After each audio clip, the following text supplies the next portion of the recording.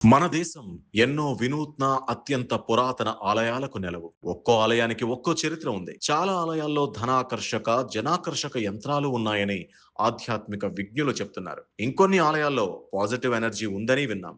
అలాంటి ఆలయాలను సందర్శించడం వల్ల మన కష్ట నష్టాలు తీరే మార్గాలు సాక్షాత్కారం అవుతాయని విన్నాం. అయితే వీటి గురించి బాగా తెలిసిన వారు చాలా తక్కువ. అరుదైన వ్యక్తుల్లో అభ్యుదయ ఫౌండేషన్ CEO నందకిషోర్ రెడ్డి కూడా ఒకరు. అరుదైన ఆలయాలు, వాటి విశిష్టతలు, తద్వారా మానవాళికి చేకూరే ప్రయోజనాల గురించి తెలుసుకునేందుకు ఇవాళ ఇట్స్ యూ టీవీ స్వయంగా ఆయన్నే మీ ముందుకు తెచ్చింది. Welcome to it's UTV. నేను మీ నాగరాజ్ బైర్సిటీని. జబ్బు చేస్తే ఎక్కడికి వెళ్తాం మనం? ఆసుపత్రికి వెళ్తాం. బాగా డబ్బు ఉన్నవాడు కార్పొరేట్ ఆసుపత్రికి వెళ్తాడు. కాస్త మధ్యతరగతిలో ఉన్నవాడు క్లినిక్కి వెళ్తాడు. క్లినిక్ అంటే ఒక చిన్నపాటి క్లినిక్, డాక్టరు క్లినిక్ పెట్టుకొని చికిత్స అందిస్తుంటాడు. రోగ నిర్ధారణ చేసి దానికి తగ్గ మందులు ఇస్తుంటాడు. అయితే కొంత మానసికంగా డిస్టర్బ్ అయిన వారు ఎక్కడికి వెళ్తారు? కొంత ప్రశాంతమైన వాతావరణం ఉన్న ప్రాంతాలకు, లేదంటే దగ్గరలో ఉన్న ఆలయాలకు వెళ్తుంటారు అనమాట. ఇక్కడ ఒకరు మాత్రము మీకు ఏ కష్టం వచ్చినా, ఏ జబ్బు వచ్చినా దానికి తగ్గట్టుగా ఆయన చెప్పిన ఆలయానికి వెళ్తే అది ఖచ్చితంగా తగ్గిపోతుంది, నయం అవుతుంది, నేను గ్యారంటీ అని గట్టిగా చెప్తున్నారు. అసలు ఏంటది? ఇంత పెద్ద ఎత్తున సైన్స్ పెరిగిపోతుంది, టెక్నాలజీ పెరిగిపోతుంది, ఆసుపత్రులు పెరిగిపోతున్నాయి, వైద్య రంగం రోజు రోజుకి కొత్త పుత్తలు దొక్కుతుంటే డాక్టర్ల వ్యవస్థ కూడా పెరిగిపోతుంది. ఇంత పెరుగుతున్నా మళ్ళీ ఈ ఆలయానికి వెళ్తే షుగర్ తగ్గుతుంది, ఈ ఆలయానికి వెళ్తే మానసిక పరివర్తన బాగుంటుంది అని చెప్పడం ఏంటి అనే ముందు ఇవన్నీ విషయాలు తెలుసుకోవడానికి, ఏ ఆలయానికి వెళ్తే ఏం జరుగుతుందని తెలుసుకోవడానికి ముందు ఇట్స్ యూటీవీ ఆయన మీకోసం మీ ముందుకు తీసుకొచ్చింది. ఆయన ఎవరో కాదు, అభ్యుదయ ఫౌండేషన్ CEO నందకిషోర్ రెడ్డి గారు. నమస్తే నందకిషోర్ గారు. బాగున్నారా? బాగున్నాను సార్. ఏంటి అసలుకి నేను వచ్చేసి జ్యోతిష శాస్త్రం గురించి విన్నాను, చాలామంది ఇంటర్వ్యూ చేశాను. అస్త సాముద్రికము చూసాము, సినిమా కూడా చూసాం మనం, ప్రభాస్ గారు సినిమా కూడా చూసాం మనం. ఇక వచ్చేసి సంఖ్యాశాస్త్రము, వీటితో పాటు ఇక ముఖవర్చస్ చూసి, ముఖాన్ని చూసి జాతకం చెప్పేవారు. లేదంటే అవన్నీ కూడా ఒక సాధన, ఒక క్రియ, విద్య చదువుకుంటారు, పీజీలు చేస్తారు దాని మీద, PhDలు చేస్తారు దాని మీద, కొంతమంది గురువుల దగ్గర శిక్షణ పొందుతారు, అభ్యసన చేస్తారు, సాధన చేస్తారు. వీటి ద్వారా అది సిద్ధిస్తుంది అనుకోవచ్చు మనం. ఇదేంటి కొత్తగా ఆలయాల గురించి మీరు చెప్తున్నారన్నమాట. ఎక్కువగా ఏ ఆలయానికి వెళ్తే ఎలా ఉంటుంది, మీ మానసిక ప్రశాంతత కావచ్చు, అనారోగ్యంతో బాధపడుతుంటే ఈ ఆలయానికి వెళ్తే బాగుంటుంది ఏంటి అనేది ఇటీవల కాలంలో మీరు చెప్తుండగా నేను చాలా వీడియోలు చూశాను అనమాట. అసలు ఏంటి అసలుకి వాటికి వీటికి దాని మీద ఎందుకు దృష్టి సారించారు? అదేమైనా సాధననా, లేకపోతే మీరు ఏమైనా రీసెర్చ్ చేస్తున్నారా ఏంటి అసలు? సో మేము యాక్చువల్గా బేసికలీ మేము ఐటీ ఇండస్ట్రీ నుంచి వచ్చాము సార్. యాక్చువల్గా ఐటీ ఇండస్ట్రీ. ఐటీ నుంచి వచ్చాము. సో ఐటీ నుంచి మేము ఫ్రెండ్స్ అందరం ఒక్కసారి అందరం వైస్ ప్రెసిడెంట్స్గా సీనియర్ రోల్స్లో ఉండేసే వచ్చాం. అక్కడి నుంచి వచ్చిన తర్వాత చిన్నప్పటి నుంచి మా ప్యాషన్ కూడా టెంపుల్స్ పైన. జనరల్గా ఒక టెంపుల్, ఒక కోరిక తీర్చే టెంపుల్ ఒక వ్యాధిని ఎందుకు తీర్చలేదు అనేది ఒకటి. అంటే మన భక్తుల కొంగు బంగారం అంటుంటారు. భక్తుల కొంగు బంగారం అంటే మనము ఏం చెప్తున్నాం అంటే, సరే మీరు ఇందాక చెప్పిన దాంట్లో కూడా జబ్బులు తగ్గిస్తా మనం చెప్పిన ఫస్ట్ బేసిక్ మాది ఏంటంటే వైద్యం ప్లస్ నైవేద్యం. ఓకే. వైద్యం ప్లస్ నైవేద్యం ఈక్వల్ టు ఉపశమనం. అంటే మేము అలాంగ్ విత్ ట్రీట్మెంట్ చెప్పాం. ఎవరికి వైద్యుడు అందిస్తాడు, నైవేద్యము దేవుడు అందిస్తాడు. ఈ రెండు తీసుకోవడం వల్ల సపోజ్ ఒక 6 monthsలో మీకు ఉపశమనం ఇచ్చేది కొంచెం త్వరగా మీకు ఉపశమనం ఇస్తుంది. నైవేద్యాన్ని మనం దేవుడికి పెడతాం కదా, దేవుడు మనకి ఇవ్వడు. దేవుడు ఇచ్చిన ప్రసాదం మనం పెడితే దాన్ని ప్రసాదంగా భావించి మళ్ళీ మనం తీసుకుంటాం. ఇప్పుడు టెర్మినాలజీలు మారుతాయి సార్. టెర్మినాలజీలకు వచ్చేసరికి మనం అక్కడి నుంచి వచ్చింది ప్రసాదం అంటాం. సో మనకు దేవుడు దాన్ని కొంచెం వైద్య రూపేణ ఇస్తే దాన్ని నైవేద్యం అంటాం. మీరు తమిళనాడు, కేరళ సైడ్కి వెళ్తే మీకు ప్రసాదం అనే పదాల కన్నా నైవేద్యం అనే పదాలు ఎక్కువ. మీకు ఎక్కువ వాడే టెర్మినాలజీ అంతా కూడా అదే ఉంటుంది. సో దీంట్లో మా ఫ్రెండ్స్ మాకున్న ప్యాషన్లో ఒక టెంపుల్ స్టార్ట్ చేసామన్నమాట. సో ఒక టెంపుల్ని, అసలు ఒక టెంపుల్ ఋషులు ప్రతిష్టాపన ఏ విధంగా జరిగింది, అసలు ఋషులు ఇది చేయడం ఎందుకు చేశారు, పర్పస్ ఏంటి, అసలు ఆ దేవాలయాలకు వచ్చే పర్పస్ ఏంటి, మనకి ఎలా ఇవి ఉపయోగపడతాయి. సో ఇప్పుడు మనం చెప్పే మోడర్న్ సైన్స్ కన్నా పాతకాలాల్లో పురాతన దీంట్లో ఎక్కడ కానీ మీకు టెంపుల్స్ లేనప్పుడు అంటే మాకు ఒక క్యూరియాసిటీ పెంచిన స్టోరీ ఏంటంటే సార్, మనకు అప్పుడు కలరా లాంటి వ్యాధులు వచ్చేటప్పుడు ఒక హోమం చేస్తే ఆ హోమం చేసిన తర్వాత ఆ మిగిలిపోయిన ఆ బూడిద యాష్ తీసుకొని మీరు మొత్తం చల్లితే ఊరంతా చల్లితే ఆ ఊర్లోకి ఆ వ్యాధి వచ్చేది కాదంట. సో వీటికి మన కథలు ఉన్నాయి, టెస్టిమోనియల్స్ ఉన్నాయి. అంటే మనకెందుకు సత్యజిత్ సాయిబాబా సత్యజిత్రలో కూడా ఉంది కదా, సో కలరా వ్యాధి విభూది వచ్చాడు ఆయన విభూది మొత్తం ఊరంతా చల్లితే చల్లమని ఆయనే చల్లుతాడు కదా, వెళ్ళి చల్లితే ఆ. కలరా మొత్తం మాయమైపోతుంది కూడా సో విన్నాము. ఇది ఎలా పనిచేస్తుంది, దీని మెకానిజం ఏంటి? ఒక విభూది చల్లంగానే ఒక ఒక ప్రసాదం మీరు తీసుకోగానే మీకు ఎలా మీ బాడీలో ఇది పనిచేస్తుంది. సో అప్పుడున్న కాలాల్లో మీరు కానీ చూస్తే సార్, దేహమే దేవాలయం అనేవాళ్ళు. కరెక్ట్. దేహమే దేవాలయం అనేవాళ్ళు. మీరు దేవాలయ షేపు మనకు అసలు దేవాలయాల ప్రస్తావనే లేనప్పుడు హోమాలు చేసేవాళ్ళు. ఆ హోమాలు ఎలా చేసేవాళ్ళు? మన హిందూ ధర్మంలో మాత్రమే ఉన్నది ఏంటి అంటే పంచభూతాలని వాళ్ళని పిలిచి వాళ్ళని ఆహ్వానం చేసి హోమం చేసేవాళ్ళు. అంటే మనకు కనిపించే పంచభూతాలు కాబట్టి. ఆ తర్వాత ఆలయాలు అనేది ఆలయాలు, ఆ శిల్పాలు అవన్నీ మనం చేసుకున్నవి. కొన్ని స్వయంభూగా వచ్చినవి, కొన్ని చేసినవి ఉన్నాయన్నమాట. సో ఈ ప్రతిష్టాపనకు ఉండేది ఏంది? ఆ ప్రతిష్టాపన ఒక టెంపుల్ కట్టి ఆ టెంపుల్కి మనం అసలు ఎందుకు వెళ్ళాలి? టెంపుల్కి వెళ్తే ఒక కోరికే కాదు, సైంటిఫిక్గా మీ బాడీలో ఏం జరుగుతుంది, మనకు తెలియని మెకానిజం ఏదో జరుగుతుంది, అది ఏం జరుగుతుంది. ఈ పాయింట్స్ అన్నీ ఒక 10 పాయింట్స్ రాసుకున్నాం సార్. 10 పాయింట్స్ రాసుకొని ఫస్ట్ కుక్కీ టెంపుల్లో స్టార్ట్ చేసాం. కుక్కీ టెంపుల్ కుక్కీ సుబ్రహ్మణ్య స్వామి టెంపుల్లో స్టార్ట్ చేసాం. సరే ఇక్కడికి వస్తే ఏం జరుగుతుంది? ఫస్ట్ మాకున్న అనాలిసిస్లో ఇది high geo magnetic place. First మనకి ఎందుకంటే మనలో నాడులు ఉన్నట్టే కింద ఎర్త్లో కూడా కొన్ని నాడులు లే లైన్స్ అంటాం సార్. ఈ లే లైన్స్ అనేవి మన పంచభూతాల్లో అన్నిట్లో మనకి ఏవైతే ఎనర్జీ పాయింట్స్ మనకి ఏవైతే నాడులు ఉన్నాయో వాటిల్లో కూడా అవే నాడులు ఉన్నాయి. ఆ నాడులు అవి ఇవి మనం కలిపేదానికి ఒక దేవాలయాలు అనేది ఆ కాస్మిక్ ఎనర్జీ మన బాడీలో రిసీవ్ చేసుకోవడానికి మనకు ఒక టూల్ లాగా పనిచేస్తుంది. గురుత్వాకర్షణ గురించి మనకు తెలుసు. ఈ జియో మ్యాగ్నెటిక్ అనేది sir, high geo magnetic places కొన్ని ఆల్రెడీ మన ఋషులు ఆ ప్రిస్క్రిప్షన్ సార్. ఇప్పుడు మన ఒక డాక్టర్ దగ్గర మనం బాగలేకుండా ఎలా వెళ్తే వాళ్ళకి ప్రిస్క్రిప్షన్ ఇస్తారు. డాక్టర్ హాస్పిటల్ కన్నా అతను రాసే ప్రిస్క్రిప్షన్ చాలా ఇంపార్టెంట్. ఆ ప్రిస్క్రిప్షన్ మీరు ఫాలో కావడం కూడా ఇంపార్టెంట్. సో ఇవన్నీ కూడా ఋషులు దేవాలయాలు ఆ కాలాల్లో హై జియో మ్యాగ్నెటిక్ ప్లేసెస్లో ఎందుకు కట్టారు అంటే వాళ్ళకున్న ప్రిస్క్రిప్షన్స్ ఇవన్నీ. ఒక్కొక్క ప్రిస్క్రిప్షన్ ఉంది. ఈ టెంపుల్కి వెళ్ళంగానే తగ్గద్దన్నారు. సరే ఆ టెంపుల్లో ఉన్నాం. ఆ తర్వాత ఏం చేసామంటే అక్కడ ఒక మంగళూరు దగ్గర నుంచి ఒక 30-35 కిలోమీటర్స్ ఫారెస్ట్లో వెళ్ళాం. ఫారెస్ట్లో ఎందుకు వెళ్ళాం? ఫస్ట్ మీరు వెళ్ళిన టెంపుల్ ఫస్ట్ కుక్కీ తర్వాత మేము కుక్కీ ఫస్ట్ మేము వెళ్ళిన టెంపుల్ కుక్కీ సుబ్రహ్మణ్య స్వామి. ఎప్పుడు వెళ్ళారు? ఏ సంవత్సరంలో? అది మేము దాదాపుగా 2019లో వెళ్ళాం సార్. సో 18 ఎండ్లో ఒకసారి వెళ్ళాం, 19లో వెళ్ళాం. 19లో మేము వెళ్ళినప్పుడు మాకు అక్కడికి వెళ్ళంగానే సరే చూడంగానే ఇక్కడ ఒక స్వామికి సంబంధించిన ఒక ఆధారం అడవిలో ఉంది అని చెప్పారు. అంటే జనరల్గా సుబ్రహ్మణ్య స్వామి తత్వానికి సంబంధించి అది వెతుక్కుంటూ అక్కడున్న లోకల్ గైడ్ని తీసుకొని అక్కడున్న వెళ్తే మనకు అది ట్రైబల్ ఏరియా, అది టోటల్గా ట్రైబల్ ఏరియా. సో ఆ ట్రైబల్ ఏరియా టచ్ చేసాం. సో ఆ ట్రైబల్లో టచ్ చేయగానే అదొక దాదాపుగా ఒక 40-50 ఇల్లులు మాత్రం ఉంటాయి అక్కడ. సో వాళ్ళు ఏమి ఎలక్ట్రిసిటీ లేదు, ఏమీ లేదు. వాళ్ళు అక్కడే వాళ్ళు బతుకుతున్నారు దాదాపుగా. వాళ్ళు బతకడంతో పాటు వాళ్ళకు ఒక చిన్న ఒక రాయిలాగా పెట్టుకొని ఇది మా అమ్మవారు అని వాళ్ళ అమ్మవారిలాగా కొలుస్తున్నారు. అది దాదాపుగా వాళ్ళ జనరేషన్స్ దగ్గర నుంచి 4 ఫాదర్స్ నుంచి ఇస్తున్నారు. సో అక్కడికి వెళ్ళినప్పుడు మాకు జరిగింది ఏంటి అంటే జనరల్గా అక్కడ చాలా హై వెనమస్ స్నేక్స్ ఉంటాయి. మీకు ఆ సైడ్ అంతా కూడా మంగళూరు ఆ పక్క కుక్కీ క్షేత్రం పక్క అన్ని కోబ్రాసే ఉంటాయి. ఇంత హై వెనమస్ స్నేక్స్ మధ్య ఎలక్ట్రిసిటీ లేకుండా అసలు ఎలాంటి వసతి అనేది లేకుండా వాళ్ళ ఫుడ్ కూడా వాళ్ళు ఏదో చేసుకొని వాళ్ళు తినాల్సిందే సార్. వాళ్ళకి ఏది పంటలు లేవు, పొలాలు లేవు, అలాంటివి ఏం లేవని ఎలా సర్వైవ్ అవుతున్నారు? సో వాళ్ళని కొంచెం క్యూరియాసిటీగా మధ్యలో ఉన్న ట్రాన్స్లేటర్ని పట్టుకొని అడగడం స్టార్ట్ చేసాం అనమాట. ఫస్ట్ ప్రశ్న మేము అడిగింది ఏంటంటే, సరే ఇక్కడ వీళ్ళకి అందరికీ బాగాలేకుండా వస్తే ఏ హాస్పిటల్కి వెళ్తారు? ఆ మాట అడగంగానే వాళ్ళ దగ్గర నుంచి అసలు సమాధానం లేదు. ఫస్ట్ 2 మినిట్స్ మాకు అర్థం కాలే. అంటే మమ్మల్ని విచిత్రంగా చూస్తున్నారు, ఆ ప్రశ్న అడిగిన వాళ్ళని చూస్తున్నారు. అంటే మాకేం లేదు, మాకు అందరికీ కాళ్ళు ఇరుగుతున్నాయి, మాకు అందరికీ దెబ్బలు తగులుతున్నాయి, వాళ్ళకి స్నేక్ బైట్స్ జరుగుతున్నాయి, అన్ని డిసీజులు వస్తున్నాయి, ప్రెగ్నెన్సీస్, డెలివరీస్ ఇవన్నీ కూడా జరుగుతున్నాయి. సో వీటిల్లో వాళ్ళు ఏం చేస్తున్నారంటే ఒక చిన్న రాయి ముందు ఒక డిస్పెన్సరీ లాగా ఒక క్లాత్ కట్టేసి ఒక ఒక రూమ్ లాగా చేసుకున్నారు. అంత చీరలతో కట్టిన రూమ్స్ లాగా కట్టేశారు.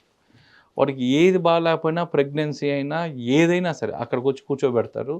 ఒక ఆకు పసురు తీసి కళ్ళల్లో వేయడం, ఒక ఆకు పసురు తీసి తాగిపోయడం, అదే వాళ్ళ వైద్యం. కానీ నాటు వైద్యం అంటారు కదా దాన్ని. నాటు వైద్యం ఏదో మోర్ దెన్ నాటు వైద్యం. మాకు అసలు మోస్ట్ అస్టానిషింగ్ ఏంటంటే మాకు అమ్మవారు ఉన్నారు, ఆమె చూసుకుంటారు.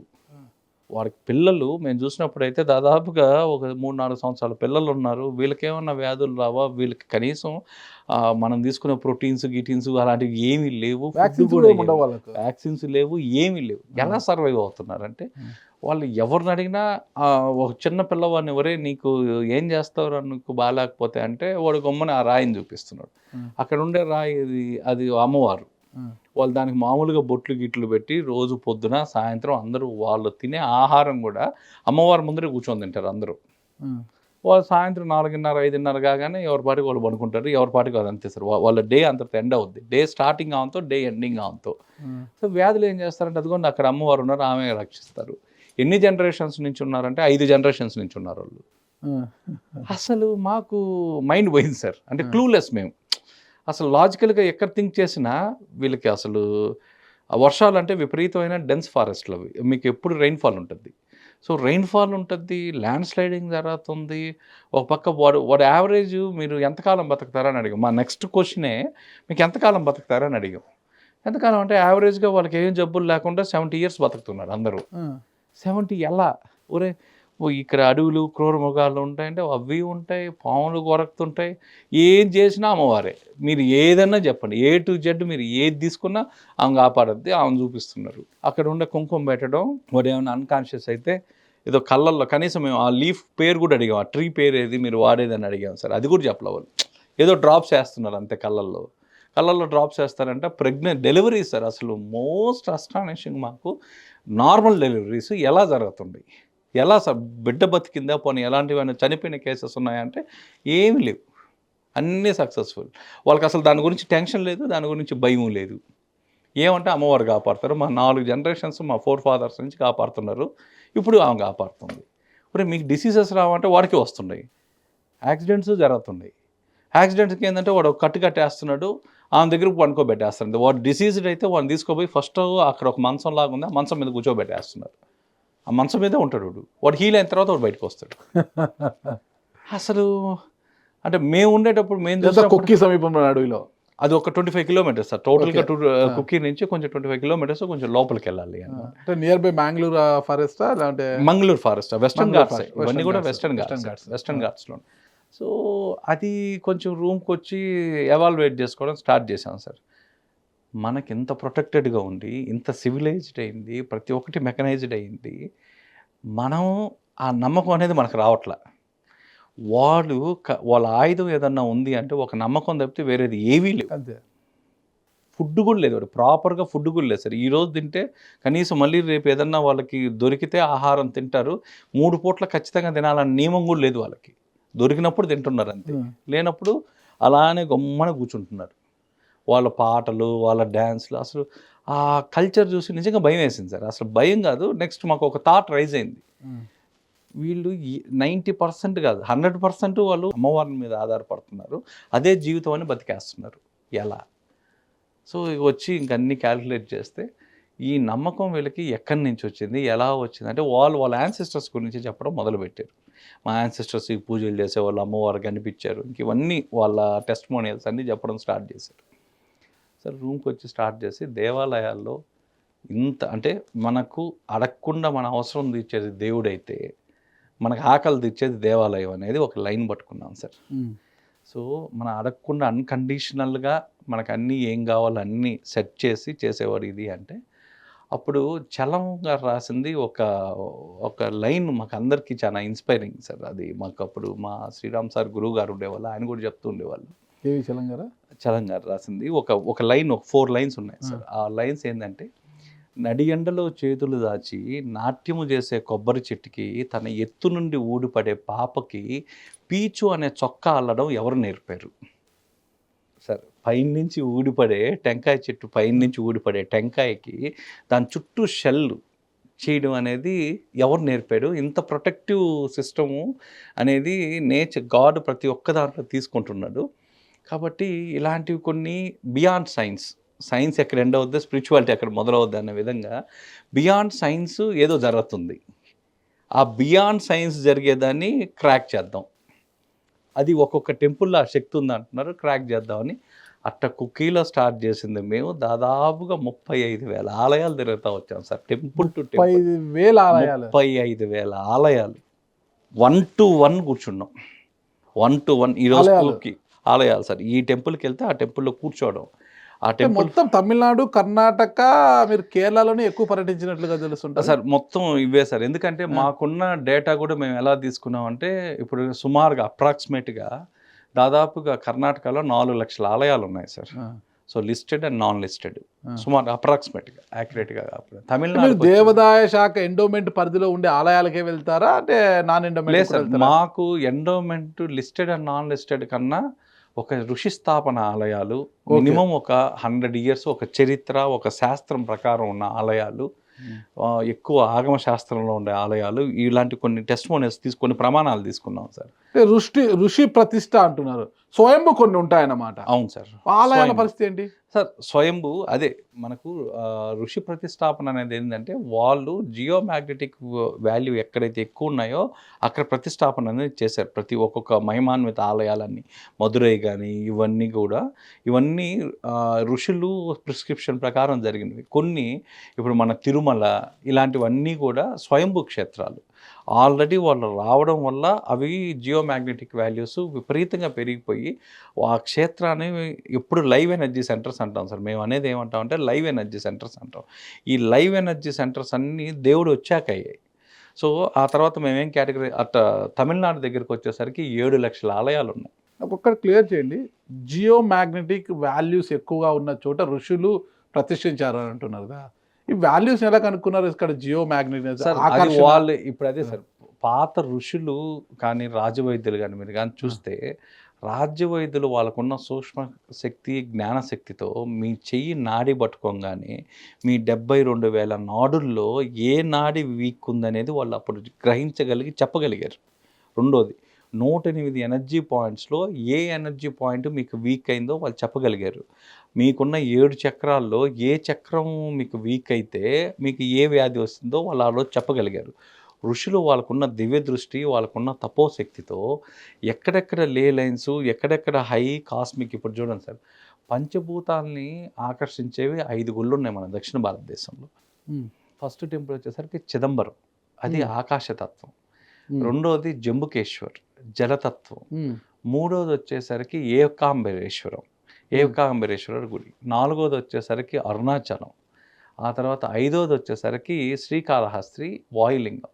ఈ 5 క్షేత్రాలు పంచభూతాల్లో ఉన్న శక్తి ఏదైతే ఉందో ఈ 5ని గ్రహించుకోవడానికి, అంటే ఎక్కువ ఎనర్జీ ఇక్కడ ప్రతిష్టాపన అనేది జరిగింది సార్. వీటిల్లో ఎనర్జీని తీసుకుంటే కాబట్టి ఈ 5 ఆలయాలు వాటికి ప్రాముఖ్యత. మీకు ఇప్పటికీ చిదంబర రహస్యంగానే ఉంది. సో అది ఎందుకంటే ఆకాశతత్వం సార్. ఇప్పుడు జనరల్గా ఇక్కడ రాగానే హై జియో మ్యాగ్నెటిక్ ప్లేసెస్లో ఏం జరగద్ది అంటే, మీరు అక్కడ అడుగు పెట్టంగానే ఏ సాధన లేకుండా ఆటోమేటిక్గా కొన్ని సంవత్సరాలుగా మీరు తపస్సు చేస్తున్న మైండ్ఫుల్నెస్ ఏదైతే ఉందో ఈ ఆలయంలో ఫస్ట్ మీరు నిలబడుకోగానే మీరు ఎక్స్పీరియన్స్ అయ్యేది మొత్తం జీరో థాట్ఫుల్నెస్ మీకు వస్తుంది. మొత్తం జీరో గ్రౌండింగ్ అవుతాయి. మీ థాట్స్ అన్నీ గ్రౌండింగ్ అయ్యి అసలు ప్రశాంతం అనేది మీకు ఆ గర్భాలయం దగ్గర నిలబడుకోగానే వస్తుంది చిదంబరంలో. సో ఇదే మీరు చూడండి సార్, ఇదే కొంచెం వెళ్తే అరుణాచలం కానీ శైవక్షేత్రాలే కదా, అన్ని శైవక్షేత్రాలు, అవన్నీ కూడా శైవక్షేత్రాలు. ఈ శైవక్షేత్రాల్లో రెండోది చూడండి అరుణాచలంలో ఒక మెడికల్ బెనిఫిట్ చెప్పాను సార్ మనం ఆల్రెడీ. ఏం చెప్పామంటే ఆయుర్వేదిక్లో వాత, పిత్త, కఫ దోషాలు ఉంటాయి. అవును. సో మీరు పిత్త దోషం ఉన్న వాళ్ళు అందరూ ఎవరైతే ఎక్కువగా ఉందో వాళ్ళు ఒక గిరి ప్రదక్షిణ బేర్ ఫుట్తో, అంటే మీకు ఎలాంటి చెప్పులు లేకుండా ఒక ప్రదక్షిణ చేసి ఒక 16:30 నిమిషం తర్వాత మళ్ళీ మీరు ఒక డాక్టర్, ఆయుర్వేదిక్ డాక్టర్ దగ్గర మీ పిత్త దోషం గాని చూపించుకుంటే ఆటోమేటిక్‌గా అలైన్‌మెంట్ అనేది జరిగింది. అవునా? ఎలా జరిగింది? 14 14 కిలోమీటర్లు ఉన్న కిలోమీటర్లు గిరి ప్రదక్షిణ. గిరి ప్రదక్షిణ మీరు చేయడం వల్ల సో దానికేందంటే సార్ కింద మనకి ఎర్త్ మెటల్స్ ఉంటాయి. సో సైంటిఫిక్‌గా చెప్పాలంటే ఎర్త్ మెటల్స్ ఉంటాయి. ఇప్పుడు మన తిరుమలలో గాని, ఇక్కడ గాని హై జియో మ్యాగ్నెటిక్ ప్లేసెస్‌లో నిక్కెల్లు, ఆ తర్వాత ఇంకొక 2, 3 ఎర్త్ మెటల్స్ అన్నీ కలిపి అమాల్ఫిగేషన్ అనేది జరగద్ది. అంటే దాంట్లో ఉన్న శక్తి ఎలా ఉంటంటే మీకు తిరిగి కోరల్ రూపంలో ఉంటది. ఈ కోరల్ రూపంలో భూమిలో ఉండే శక్తి పైకి ప్రసరణ అనేది జరుగుతూ ఉంటది. ఈ పైకి ప్రసరణ జరిగినప్పుడు ఎప్పుడైతే మీరు పాదాల ద్వారా ఆ ప్రాంతాల్లో నడుస్తారో ఆ శక్తి అనేది పాదాల ద్వారా మీ శరీరంలోకి వస్తది. శరీరంలోకి ప్రసరణ జరిగిన తర్వాత మూలాధారం అన్నీ కూడా మన బ్యాక్ సైడ్ అన్ని చక్రాలు అక్కడ నిద్రావస్థలో ఉంటాయి. ఆ నిద్రావస్థలో అవుతాయి. ఉండేవన్నీ కూడా యాక్టివ్ అవుతాయి. అందుకే తిరుమలలో కానీ ఇక్కడ కానీ సార్ మీకు ఇంత మునుపున్న నానుడి ఏంటంటే పాదరక్షలతో ఇక్కడ తిరగకండి అన్నారు. ఎందుకు పాదరక్షకులతో తిరగద్దు అన్నారు అంటే ఆ హై జియో మ్యాగ్నెటిక్ ప్లేసు మన బాడీలోకి రావాలి, ఆ ఎనర్జీ రావాలి అంటే మీ పాదాలు అనేవి అక్కడ మాడ plugging వీధుల్లో points. చెప్పులతో తిరగకూడదని పెట్టింటారు. అసలు మీకు తిరుమల క్షేత్రంలోనే ఉంది సార్ అది. తర్వాత మాడు వీధుల్లోకి వచ్చింది. ఫస్ట్ వచ్చింది మీకు దాదాపుగా తిరుమల టోల్ గేట్‌కి ఇంకా యువతల పక్క 3.5 కిలోమీటర్ నుంచే దాని లోపల ఉన్న ఎర్త్ అలైన్మెంట్, రాక్ అలైన్మెంట్ ఏ విధంగా ఉంది అంటే ఒక స్పైరల్ శక్తి కోరల్ రూపంలో తిరుగుతూ పైనొస్తది. అది ఎవరైతే దాన్ని ఆ పాదాలతో ఉంటారో ఆ ఎనర్జీని ఫీల్ అవుతారు. అందుకే సార్ రెండోది కూడా ఉంది. ఎన్నో సంవత్సరాలు మీరు తపస్సు చేసినా మీకు యాక్టివ్ అయ్యే కుండలిని శక్తి ఇక్కడ ఎంటర్ కాగానే వస్తుంది. అందుకే ఎక్కువ ఋషులు, మునులు కూడా తపస్సు చేయడానికి, పర్వతాలు ఎన్నుకోవడానికి మెయిన్ కారణం అదే అన్నమాట. వాళ్ళు ఎందుకు సెలెక్ట్ చేసుకుంటారంటే వాళ్ళ తపస్సుకి పర్వతాలు ఇవన్నీ కూడా ఎందుకు అంటే వాటిలో ఉన్న రాక్ ఇది వాళ్ళ కింద భూమిలో ఉన్న శక్తి ఏదైతే ఉందో ఆ కాస్మిక్ ఎనర్జీని రిసీవ్ చేసుకోవడానికి ఉంటుంది. అరుణాచలము గిరి ప్రదక్షిణ అంటే రమణ మహర్షి గారు తపస్సు చేసిన ప్రాంతం అది. ఒక్కసారి గిరి ప్రదక్షిణ చేస్తే ఎన్నో శైవక్షేత్రాలను సందర్శించిన పుణ్యఫలం వస్తుంది అనేది చెప్తుంటారు అనమాట. రమణ మహర్షి గారు అక్కడ తపస్సు చేశారు కాబట్టి వాత, పిత్త, కఫ దోషాలు పోతాయని మీరు అంటున్నారు. అవి తగ్గుతాయి అనేది మీరు అంటున్న ఇది. సార్ మనకి పాతల రాజుల కాలంలో కూడా ఈ ఆలయాలు ఉండేటప్పుడు వాళ్ళ దగ్గర ఈ ప్రదక్షిణ అనేది చేయించేవాళ్ళు. వాళ్ళల్లో అప్పట్లో వాళ్ళు ఖచ్చితంగా కూడా ఇవన్నీ కూడా తిరిగేవాళ్ళు. ఆ తర్వాత రెండోది రాజుల దగ్గర ఏం చేయించేవాళ్ళు ఫస్ట్ తిరిగేటప్పుడు ఆ పవర్ ఏంటో కానీ చిన్న చిన్న గులకరాలు ఉంటాయండి. కాళ్ళకు గుచ్చుకుంటుంటే నడవలేకపోతుంటారు అబ్బా అనేది. నేను ఒకసారి నడిచానండి. ఆ చిన్న చిన్న గులకరాలు అన్నమాట, గుచ్చుకుంటుంటాయి. అది తార్ రోడ్డు కాబట్టి కొంచెం ఆ రోడ్డు కొంచెం చాలా హార్డ్ ఉంటుంది. గులకరాలు గుచ్చుకుంటుంటాయి. అసలు చాలా పెయిన్ వచ్చినట్టు అవుతుంది. నిజం సార్, అది మాత్రం వాస్తవం. ఎందుకంటే మీరేమో చెప్పులు లేకోకుండా, పాదరక్షలు లేకోకుండా అన్నట్టున్నారు. మనం ఏం చెప్పినా ఒక శాస్త్ర ప్రమాణంగా జరిగింది చెప్పాం. సో ఇది అక్కడికి వెళ్తే వాళ్ళు పాత కాలాల్లో అంటే మనకంటే ఇప్పుడు సోకాళ్ళు ఇవన్నీ లేనప్పుడు ఒకప్పుడు రాజుల కాలంలో చేసినవన్నీ కూడా మళ్ళీ ఆ ప్రశస్తం మళ్ళీ ఇప్పుడు చెప్తున్నాం. వాళ్ళు ఏం చేసేవాళ్ళు అనేది చెప్తున్నాం సార్. మీరు చెప్పింది సైంటిఫిక్ గా ఆరోగ్యపరంగా చెప్పారు, మంచిదే మీరు చెప్పింది. అవును, ఓకేనా. అదైతే ఏ ఎనర్జీ అయితే ఉందో మన నడవడం వల్ల ఆ ఎనర్జీ మన బాడీలోకి ఎంటర్ అయ్యి మన బాడీలో చక్రాలు యాక్టివ్ అవుతుంటారు. కానీ కొంతమంది గిరి ప్రదక్షిణ చేసే పుణ్యం అంట, ఎన్నో శైవక్షేత్రాలు తిరిగిన ఫలితం వస్తుంది అనేది కారులో ప్రదక్షిణ చేస్తుంటారు కొంతమంది. కొంతమంది ఆటో తీసుకొని ప్రదక్షిణ చేస్తున్నారు. కొంతమంది ఇటీవల యూత్ అయితే కొంతమంది బైక్లలో వెళ్ళి ప్రదక్షిణ చేస్తున్నారు అన్నమాట. ఇక్కడ యాక్చువల్గా అందరూ తెలుసుకోవాల్సింది ఏంటంటే సార్, అది అరుణాచలము, తిరువన్నామలయో కన్నా అది ఒక కైలాసం సార్. ఓకే. ఎందుకంటే సార్ ఆ పాతకాలాల్లో అదే సార్ నేను ఇంకొక వీడియోలో కూడా చెప్పాను, మహాశివరాత్రి వేడుకలు ఎక్కడైనా జరుపుకోవాల్సిన ప్రదేశం ఏదన్నా ఉంది అంటే అది అరుణాచలం. ఎందుకు సార్? ఎందుకంటే శివుడు ఎప్పుడైతే బ్రహ్మ విష్ణు శివులకి ఎవరు గొప్ప అనేది ఆర్గ్యుమెంట్ వాళ్ళకి జరిగినప్పుడు శివుడు ఎప్పుడైతే జ్యోతిస్తంభంగా మారుతాడు, ఆయన జ్యోతిస్తంభంగా మారి పైనుంచి కిందకి వెళ్తే విష్ణువు కిందకి వెళ్ళి ఇతని లోతు ఎంత ఉందో చూడాలా అంటాడు. అది ఎక్కడ, అంతం ఎక్కడ అని. బ్రహ్మ పైకి వెళ్తాడు, బ్రహ్మ పైన విష్ణువు కింద చూస్తుంటే ఎంత వెళ్ళినా వీళ్ళకి ఆయన వెళ్తూ ఉంటాడే కానీ ఎక్కడ అంతం అనేది, కానీ ఎక్కడ స్టార్టింగ్ అనేది తెలియదు. స్టార్టింగ్ పాయింట్ ఎండింగ్ పాయింట్ కోసం. సో వీళ్ళు అప్పుడు ఏం చేస్తారంటే ఆయన జ్యోతిస్తంభంగా ఉన్న అతను ఒక అగ్నిపర్వతంగా మారుతాడు. ఆ అగ్నిపర్వతంగా మారి అదే ఆ తర్వాత అరుణాచలంగా కొండలాగా మారింది. అది సాక్షాత్తు శివుడు ఉన్న ప్రదేశం ఏదన్నా ఉంది అంటే మారి ఆ అరుణాచలమే, ఆ కొండే, చలం లేనిది. అందుకే సార్ అది అరుణాచలం అనేది ఎందుకు అంటే అది సాక్షాత్తు శివుడే. ముక్కోటి దేవతలు ఆ రోజు శివరాత్రి రోజు వచ్చి జాగరణ చేసిన మొట్టమొదటి ప్రదేశం ఏదన్నా ఉందంటే అది అరుణాచలమే. ఓకే. సో ఈ వేడుక మన సాంప్రదాయకంగా సార్ మీరు వైకుంఠ ఏకాదశి మీరు కానీ చూస్తే ఎక్కడ జరుపుకుంటారంటే అథెంటిక్గా, శాస్త్రపరంగా అథెంటిక్గా జరుపుకునేది శ్రీరంగం. Okay, correct. శ్రీరంగం. శివరాత్రి ఎక్కడ శాస్త్రపరంగా మీరు ఎక్కడ అథెంటిక్గా జరుపుకుంటారు అంటే అరుణాచలం. ఓకే. ఎందుకంటే ఆ కొండ జ్యోతిస్తంభంగా మారి లింగోద్భవం ఫస్ట్ ఎక్కడన్నా జరిగింది అంటే ఫస్ట్ మన ప్రపంచంలో లింగోద్భవం జరిగిన ప్రదేశం ఏది అంటే అది అరుణాచలం. ఆది రంగం అనేది మనకు శ్రీరంగంలో ఉన్నది. ఇప్పుడు మధ్య రంగం అని ఉంటుంది, ఐ థింక్ కర్ణాటక మైసూరు మధ్యలో శివన సముద్రం దగ్గర ఉంది. ఓకే, వస్తుంది. ఇంకోది అంతరంగం అని ఒకటి ఉందన్నమాట. అది సో ఇది నేను ఫస్ట్ వీడియోలో చెప్పాను సార్ ఇది. సో ఆ ధనుర్మాసంలో కొన్ని లక్షల మంది ఎవరైతే ఫైనాన్షియల్ స్ట్రెస్ ఉంటారో వాళ్ళు చేయవలసిన ఆలయాలు ఏదన్నా ఉంది అంటే ఇప్పుడు కాదు సార్, ఆయన మన కృష్ణదేవరాయల దగ్గర ఉన్నప్పటి నుంచి ఆయన కనిపెట్టినట్టు. ఎందుకంటే అప్పుడు విపరీతంగా యుద్ధాలు చేసిన తర్వాత వచ్చిన కరువుతో ఆ రాజ్యాలన్నీ అల్లాడిపోతుంటే ఆ ఋషులు అప్పుడు ఉండేవాళ్ళు ఆయనకు ప్రిస్క్రైబ్ చేసిన యాత్ర ఏదన్నా ఉంది అంటే ఈ ఆది మధ్య అంత్యరంగం.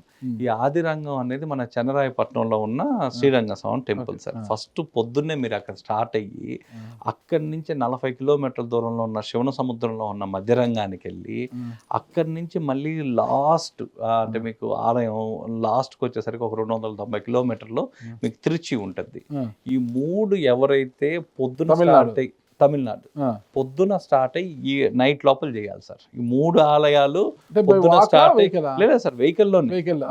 ఇప్పుడు అంత మునుపంటే ఇవన్నీ దగ్గర ఉన్నాయి, అంత అడవుల్లో కాబట్టి పోగలిగారు. కానీ సో వీళ్ళు ఎవరైతే మార్నింగ్ చేస్తారో అంటే చాలా మంది గోప్యంగా చాలా రహస్యంగా ఎవరిపాటికి వాళ్ళు చేసుకుంటుండేది ఈ యాత్ర.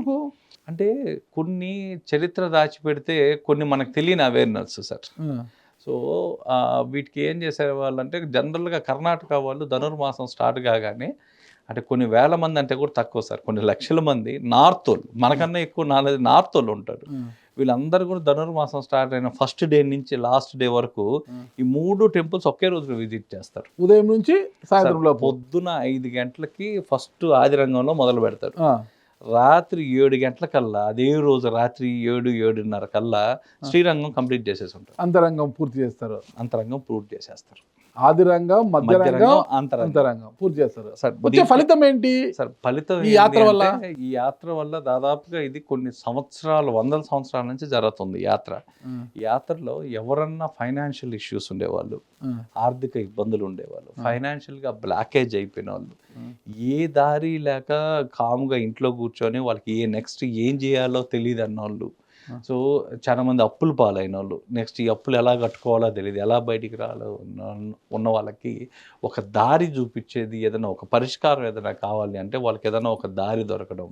అంటే అక్కడున్న టెస్టిమోనియల్స్ కూడా టోటల్గా బ్యాంక్రప్ట్స్ అయిపోయి ఇబ్బందులు పడేవాళ్ళు, ఫైనాన్షియల్స్ వాళ్ళు ఈ యాత్ర కొంతమంది చేయడం వల్ల మేము తీసుకున్న టెస్టిమోనియల్స్లో వాడికి ఏ దారి లేక బ్లాక్ అయిపోయి ఇంట్లో కూర్చొని కొన్ని దాదాపు 2-3 సంవత్సరాలుగా ఉండిపోయి ఏం చేయాలో అర్థం కాకపోతే సడన్గా ఒక వ్యక్తి తారసపడడం, ఎప్పటి నుంచో ఎవరో ఒక హెల్పింగ్ హ్యాండ్ రావడం, ఇక్కడి నుంచి మాకు డబ్బులు రావు అనుకున్న వాళ్ళు కరెక్ట్గా వచ్చి డబ్బులు ఇవ్వడం, ఆ తర్వాత దాని ద్వారా మళ్ళీ వాళ్ళు ఆ ఫైనాన్షియల్ అనేది రికవరీ అనేది స్టార్ట్ కావడం, ఈ రికవరీ స్టార్ట్ అయ్యి మళ్ళీ అక్కడి నుంచి ఒక 2-3 ఇయర్స్ లోపల పూర్తిగా బయటికి రావడం ప్రాబ్లం నుంచి. ఈ భక్తులు ఏం చేశారంటే సార్ వర్డ్ ఆఫ్ మౌత్, ఒకరికి ఈరోజు నేను వెళ్ళాను, నాకెళ్ళి ఒక 6 మంత్స్లో 8 మంత్స్లో నాకు ప్రాబ్లం క్లియర్ అయింది, నేను పోయి వాళ్ళకి చెప్పడం, ఈ యాత్ర చేయడం వల్ల మాకు ఒకటి జరిగింది అని. ఇట్లా అన్నీ చేస్తే సార్ కొన్ని లక్షల మంది తయారయ్యారు, కొన్ని లక్షల మందికి అందరికీ ఫలితాలు ఇచ్చాయి. ఎవరికి అంటే మాకే టెస్టిమోనియల్ దాదాపుగా ఒక 7-8 వేల మంది వచ్చారు, 8,600 మంది టెస్టిమోనియల్స్ తీసుకున్నాం. మాకు తెలియకుండా కూడా చాలా మంది వర్డ్ ఆఫ్ మౌత్లో మేము విన్నది ఆ ప్రీస్టుల ద్వారా, అక్కడ లోకల్ ద్వారా కూడా వచ్చిన వాళ్ళు 99.9% అందరికి ప్రాబ్లమ్ సాల్వ్ అయ్యి బయటికి వెళ్ళారు. అది కేవలం సంవత్సరంలో ఒక ధనుర్మాసంలో మాత్రమే సార్. పవర్ ఏం జనరేట్ అవుతుంది అక్కడ ఆ యాత్ర చేయడం వల్ల వచ్చే సార్ పవర్ ఆ టైంలో మనకి ఏదైతే ఈ అమ్మవారు ఉన్నారో అక్కడ ఉన్న లక్ష్మీ అమ్మవారు మామూలుగా ఉన్న రోజుల్లో కన్నా మన విశేష రోజులు ఇప్పుడు చూడండి సార్, మామూలు రోజుల్లో మీరు కానీ చూస్తే మనకు పర్వదినాలు అని పెట్టుకొని వచ్చాం. ఈ పర్వదినాల్లో వైకుంఠ ఏకాదశి కానీ ఇవన్నీ కూడా మనకు పర్వదినాలు. ఆ రోజు మామూలుగా ఉండే ఎనర్జీ కన్నా ఒక 10 times మీకు ఎక్కువ ఉంటుంది. సో ఈ ఎనర్జీ ఎక్కువ ఉండడం వల్ల ఆ ఫలితాలు కూడా కొన్ని ఎక్కువగానే వస్తాయి. ఆ టైంలో ఆ రైట్ టైంకి మనం ఆ రైట్ ప్లేస్కి వెళ్ళడం వల్ల మనకు జరిగే సింక్రనైజేషన్ కూడా కరెక్ట్గా జరగదు సార్. అంటే పనులు కరెక్ట్గా అవుతాయి. అందుకే పర్వదినాల్లో మీకు కోట్ల మంది దేవాలయాల దగ్గర ఉంటారనమాట. సో ఈ టైంలో అమ్మవారి అనుగ్రహం ఎక్కువ ఉండడం వల్ల ప్రతి ఒక్కరూ కూడా వచ్చి దర్శించుకొని ఆ తులసి మాల సమర్పించిన వాళ్ళందరికీ కూడా ఫైనాన్షియల్ సొల్యూషన్స్ దొరికాయి కాబట్టి ఆ యాత్ర ఈ రోజుకి ఆ ఒక్క నెలలో కొన్ని లక్షల మంది ఇప్పటికీ చేస్తున్నారు. గ్యారంటీ ఇస్తారు మీరు? నేనైతే గ్యారంటీ ఇస్తాను సార్ ఖచ్చితంగా. ఎందుకు అంటే ఆర్థిక సుడిగుండంలో కొట్టుమిట్టాడుతూ ఇక జీవితంతో విరక్తి చెంది ఇంట్లో ఏం చేయాలరా, ఉంటామా పోతామా అని ఒక అటు ఇటు ఉన్న మీమాంసలో కొట్టుమిట్టాడే వ్యక్తి ఈ యాత్ర చేస్తే ఖచ్చితంగా ఆర్థిక సుడిగుండం నుంచి బయటపడతాడు, ఉపశమనం లభిస్తుంది, దారి దొరుకుతుంది అని ఖచ్చితంగా చెప్పగలరా? ఖచ్చితంగా సార్. ఎందుకంటే నేనని చెప్పండి, మీరు లాక్ చేసుకోండి సార్. నేనేం చెప్తున్నా అంటే నేనని కూడా చెప్పండి, మనం నమ్మిన దైవం మనల్ని నడిపించే శాస్త్రం, ఈ రెండు ఉన్నంతకాలం నేను 100% వీటి ప్రామాణికంగా చెప్తున్నాను సార్. ఓకే. అండ్ రెండోది కూడా ఈ వీడియో మనం 5 నెలల ముందు మేము చేసినప్పుడు దాదాపుగా మోర్ దెన్ 4 లక్షల మంది కన్నా ఎక్కువ వెళ్ళిన వాటిలో మాకు వచ్చిన కాల్స్లోనే మాకు దాదాపుగా ఇప్పటికే 4 నెలల్లోనే రిజల్ట్ చెప్తున్నాం సార్. దాంట్లో ఒక 10% ఆఫ్ పీపుల్ వాళ్ళ పనులు అయిపోయి చాలా సాటిస్ఫాక్టరీగా మాకు కాల్ చేశారు. సార్ మాకు ఒక దారి దొరికింది, మేము హ్యాపీగా ఉన్నాం. మీ ఫైనాన్షియల్ స్టేటస్ బాగుపడిందా సార్? యాత్ర చేశాం కాబట్టి ఈరోజు చెప్పగలుగుతున్నాం కదా. చెప్పగలుగుతున్నారు ఆర్థికంగా. అదే సార్, నేను ఎక్స్పీరియన్స్ కాకుండా మీకు చెప్పలేను కదా. నాకు తగ్గితే కదా నేను మీకు చెప్తాను, అందరికీ చెప్తాను. మీరు గ్యారంటీ లాక్ చేస్తాననే పదం దగ్గర కూడా నేను ఎక్కడికి వచ్చాను అంటే నాకు జరిగింది కాబట్టి నేను మీకు చెప్తున్నా. నాకు జరగకుంటే నేను అందరికీ చెప్పలేను కదా. మీ ఎక్స్పీరియన్స్ నా ఎక్స్పీరియన్స్ గా నేను చెప్పలేను కదా. అందుకేనా మీరు ఆర్థికంగా బాగా ఇది ఉన్నారు కాబట్టి ఐటీ రంగాన్ని వదిలిపోయి ఈ రంగంలో వచ్చారు. సో అది ప్యాషన్ సార్. అది జనరల్గా మా నాన్నగారు ఎక్స్-ఇండియన్ ఎయిర్ ఫోర్స్. నాన్న పేరు కృష్ణారెడ్డి గారు. ఆయన అమ్మగారి పేరు లలితమ్మ సార్. ఎంత సంతానం వారికి మీరు? సార్ నేను ఒక్కడే ముద్దుల కుమారుడు. ఓకే. ఎక్కడ చదువుకున్నారు మీరు? సార్ మా విద్యాభ్యాసం అంతా నెల్లూరులోనే. సో అయిపోయిన తర్వాత ఎంతవరకు చదువుకున్నారు అక్కడ మీరు? సార్ మాదంతా పీజీ కంప్లీట్ చేసాం మేము. చిన్నప్పటి నుంచి నాన్న ఏదన్నా వెకేషన్ తీసుకెళ్ళి నాన్న అంటే తర్వాత ఆయన ఏం చేసేవాడు అంటే వెకేషన్ తీసుకెళ్ళకుండా టెంపుల్స్కి తీసుకెళ్ళేవాడు. ఎక్కడైనా ఏ సెలవులన్నా రానిండి. అంటే మాకు రైట్ ఫ్రమ్ 5th క్లాస్ నుంచి నన్ను ఎక్కడ తీసుకెళ్లాలన్నా టెంపుల్ తీసుకెళ్ళేవాడు. ఆ గుడులు ఆ క్యూలు ఇది అసలు ఎందుకు ఈ గుళ్ళకి తీసుకోబోతున్నారు అలవాటు కాలేదు సార్. ఆ తర్వాత చిన్నగా దాని మీద ఇంట్రెస్ట్ పెరగడం స్టార్ట్ అయింది. ఓకే. అసలు ఏదో తీసుకెళ్తున్నారు, ఏదో జరుగుతుంది, దీనిపైన మనం ఎప్పుడైనా ఒక కరెక్ట్ స్టేజ్ వచ్చిన తర్వాత ఒక మంచి R&D చేయాలా, అసలు ఎందుకు ఈ టెంపుల్స్, ఎందుకు ఇంతమంది వస్తున్నారు, ఏం జరుగుతుంది. సో ఆ క్యూరియాసిటీ చిన్నప్పటి నుంచి అయితే ఉన్నింది, ప్రశాంతంగా ఉన్నింది. ఆ తర్వాత ఫ్రెండ్స్ జోడయ్యారు. మేమేం చేసేవాళ్ళం అంటే మాకు ఎప్పుడు వీకెండ్స్ వస్తే టెంపుల్స్కి పోవడం స్టార్ట్ చేసాం. సో మేమందరం బాంబేలో ఉండేటప్పుడు ఒక 7 మంది సార్. మాకు 5 days వర్కింగ్ డేస్ ఉండేది. సాటర్డే సండే ఖాళీ ఉండేవాళ్ళు. ఫ్రైడే ఈవినింగ్ అక్కడ ఫ్లైట్ తీసుకొని ప్రశాంతంగా మంగళూరు, కేరళ ఒక్కొక్క వీక్ ఒక్కొక్క మంత్లో మాకు ఉండేది. ఈ 4 weeksలో మనం ఏ వీక్లో ఏ టెంపుల్కి వెళ్ళాలా అని. సో ఈ విధంగా ఫస్ట్ ఒక 3 years అలా వెళ్ళడం స్టార్ట్ చేసాం. ఎవ్రీ వీక్ వదలకుండా ఒక్కొక్క టెంపుల్ ఎక్స్ప్లోర్ చేసుకుంటా స్టార్ట్ చేసాం ఫ్రెండ్స్ అందరం. అది చిన్నగా ఒక 4 years వచ్చేసరికి ఇంకా టోటల్గా దీని మీద చేద్దాం, అసలు ఏ విధంగా ఉంటుంది అని స్టార్ట్ చేసాం. సో స్టార్ట్ చేయడం ఇంకా మంగళూరు ఫస్ట్ కుకీ టెంపుల్ దగ్గర నుంచి స్టార్ట్ చేసాం. సో దానికి కూడా ఒక ఫ్రెండ్ ఫాదర్కి బాగా లేకుండా రావడం, అప్పట్లో మాకులో ఉన్న టీమ్మేట్స్కి, అతను దాదాపుగా రివర్ సైడ్ హాస్పిటల్లో ఆ కాలాల్లో సియాటిల్లో ట్రీట్మెంట్ చేసుకొని క్యాన్సర్గా ఉన్నాడు అతను. సో ఇతనికి వాళ్ళు ఏదో లంగ్ క్యాన్సర్ కాబట్టి కొన్ని డేస్ అని ఇవ్వడం, ఆ డేస్ అని ఇస్తే ఏదో ఒక టెంపుల్కి వెళ్ళి ట్రై చేద్దాం ఇంకెంత అయిపోయింది కదా అని ఆ టెంపుల్కి వెళ్ళి ఉండడం వల్ల అతను జబ్బు ఇంటెన్సిటీ తగ్గి సర్వైవ్ కావడం. అంటే వాళ్ళు ఒక ఏ 3-4 టెంపుల్ అనేది? వీక్స్ కుకీ సుబ్రహ్మణ్య స్వామి కుకీ టెంపుల్‌లో సుబ్రహ్మణ్యం. 3-4 వీక్స్ కన్నా ఎక్కువ బతకరని మనకి యూఎస్ నుంచి తీసుకొచ్చేస్తే అతను ఒక 2 ఇయర్స్ బతకడం. అంటే 2 ఇయర్స్ తర్వాత చనిపోయారు సార్. బట్ ఆ టైం అయితే వచ్చిందనమాట. టైం అయితే బై చేశారు. సో ఇవన్నీ చూసిన తర్వాత మాకు అక్కడి నుంచి ఇన్స్పిరేషన్ స్టార్ట్ అయింది అసలు. అసలు టెంపుల్స్ ఎలా తగ్గిస్తాయి, ఎలా చేస్తాయని ఒక్కొక్కటి రీసెర్చ్ చేయడం స్టార్ట్ చేస్తే అది ఎండ్ అయ్యేసరికి 35,000. ఆ తర్వాత దాన్ని ఒక 1,00,000 టెంపుల్స్ అని పెట్టుకున్నాం. సరే 1,00,000 టెంపుల్స్ అంటే జనరల్గా మేము అనాలిసిస్ చేసింది ఒక స్పాన్ ఆఫ్ లైఫ్లో ఒక హ్యూమన్ ఎవరైనా సరే ఒక మనిషి అనేవాళ్ళు కొత్త టెంపుల్స్ రిపీటెడ్గా పోకుండా ఉండే టెంపుల్స్ వాళ్ళు వెళ్ళగలిగిన టెంపుల్స్ ఒక 35-50 మాత్రమే స్పాన్ ఆఫ్ 70లో. అలాంటి వాళ్ళకి మనం 1,00,000 టెంపుల్ డాక్యుమెంట్ చేసి చూపిస్తే ఏ విధంగా ఉంటుంది. ఇప్పుడు దాదాపుగా 35,000 టెంపుల్స్ డాక్యుమెంట్ చేసాం. ఎంతమంది వెళ్తారు మీరు టీము? మేము ఒక 7 మెంబర్స్ వెళ్తాం. మాతో పాటు హెల్పర్స్ ఒక 4 ఉంటారు. ఓకే. సో మేము మొత్తం ఒక 13-14 పీపుల్ టీమ్ ఉంటుంది. సో ఈ టీం అంతా ఒక్కొక్కరు ఒక్కొక్క ఇది తీసుకుంటాను. ఒక్కొక్క డిపార్ట్మెంట్ పోయినప్పుడు నేను సైంటిఫిక్, ఇంకొకటి మెడికల్ బెనిఫిట్స్, ఒక టెంపుల్ ఒక్కొక్కటి డివైడ్ చేసుకుంటాం.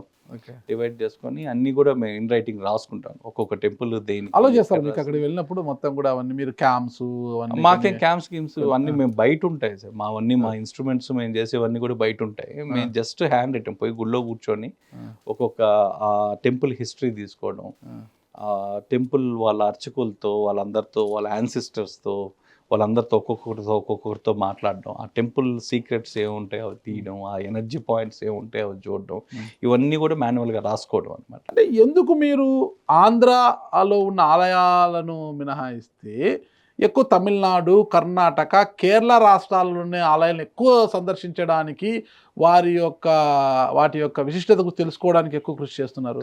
సార్ ఎక్కువ హీలింగ్ టెంపుల్స్ మాకు ఉండే వాటిల్లో పర్యాటక క్షేత్రాలు, పరిహారిక క్షేత్రాలు 2 రకాలు. పర్యాటక క్షేత్రాలు Pilgrim సెంటర్స్ చాలా బ్యూటిఫుల్ గా ఉంటాయి. అసలు మనం ఫొటోస్ తీసుకొని సీనిక్ గా ఉంటాయి అన్ని.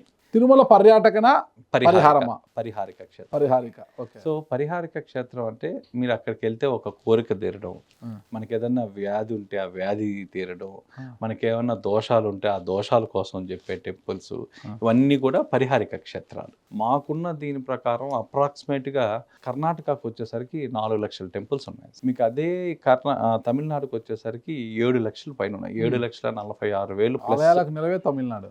సో అక్కడ 7 లక్షలు. కేరళకు వచ్చేసరికి 2,67,000 టెంపుల్స్ ఉన్నాయి. So listed and not listed. వేరే మన తెలంగాణకు వచ్చేసరికి అప్రాక్సిమేట్గా 1,27,000 టెంపుల్స్ ఉన్నాయి. అదే మన ఆంధ్రాకు వచ్చేసరికి 90,000 ప్లస్ ఉన్నాయి. అంతే, లక్ష గుళ్ళు. ఎందుకంటే డివైడ్ అయిన తర్వాత కొన్ని వచ్చేసాయి. అప్పుడు దాకా అన్ని మంది చాలా ఎక్కువ కౌంట్ ఉండేది యాక్చువల్గా. ప్రధాన ఆలయం తిరుమల. సో ఇక్కడికి వచ్చేసరికి ఫస్ట్ మేము కౌంట్ ఎక్కడ ఎక్కువ ఉన్నాయి, ఆ కౌంట్లో నుంచి మాకు కావాలా అనేది మాకున్న మెయిన్ ఎయిమ్. అంటే జనరల్గా మనం చూడంగానే ఫస్ట్ పెద్ద ఫిగర్ ఏది కనిపిస్తే జనరల్గా మన సైకాలజీ దాని మీదకే వెళ్తాం. సో అందుకని ఫస్ట్ తమిళనాడు అనుకున్నాం. సో తమిళనాడు కన్నా సరే మేము కుక్కీతో మాకున్న కనెక్షన్ కాబట్టి ఫస్ట్ కర్ణాటక నుంచే స్టార్ట్ చేద్దామని కర్ణాటక నుంచి స్టార్ట్ చేశాం సార్. కర్ణాటక నుంచి స్టార్ట్ చేసి ఒక్కొక్క టెంపుల్ ఆ నుంచి ఒక రూట్ మ్యాప్, మాకున్న రూట్ మ్యాప్ మేము గీసుకున్నాం అనమాట. ఆ రూట్ మ్యాప్లో కుక్కీ నుంచి స్టార్ట్ అయితే అది మంగళూరు అంతా కొంచెం కేరళ బార్డర్ కాబట్టి మాకు అట్నుంచి కేరళ పోవడం ఈజీ అయింది. సో అక్కడి నుంచి కనెక్ట్ అయ్యి కేరళ, మళ్ళీ కేరళ బార్డర్లో నుంచి మళ్ళీ తమిళనాడులోకి వచ్చాం. ఓకే. సో కనెక్టింగ్ ఇటు చేసుకున్నాం అనమాట.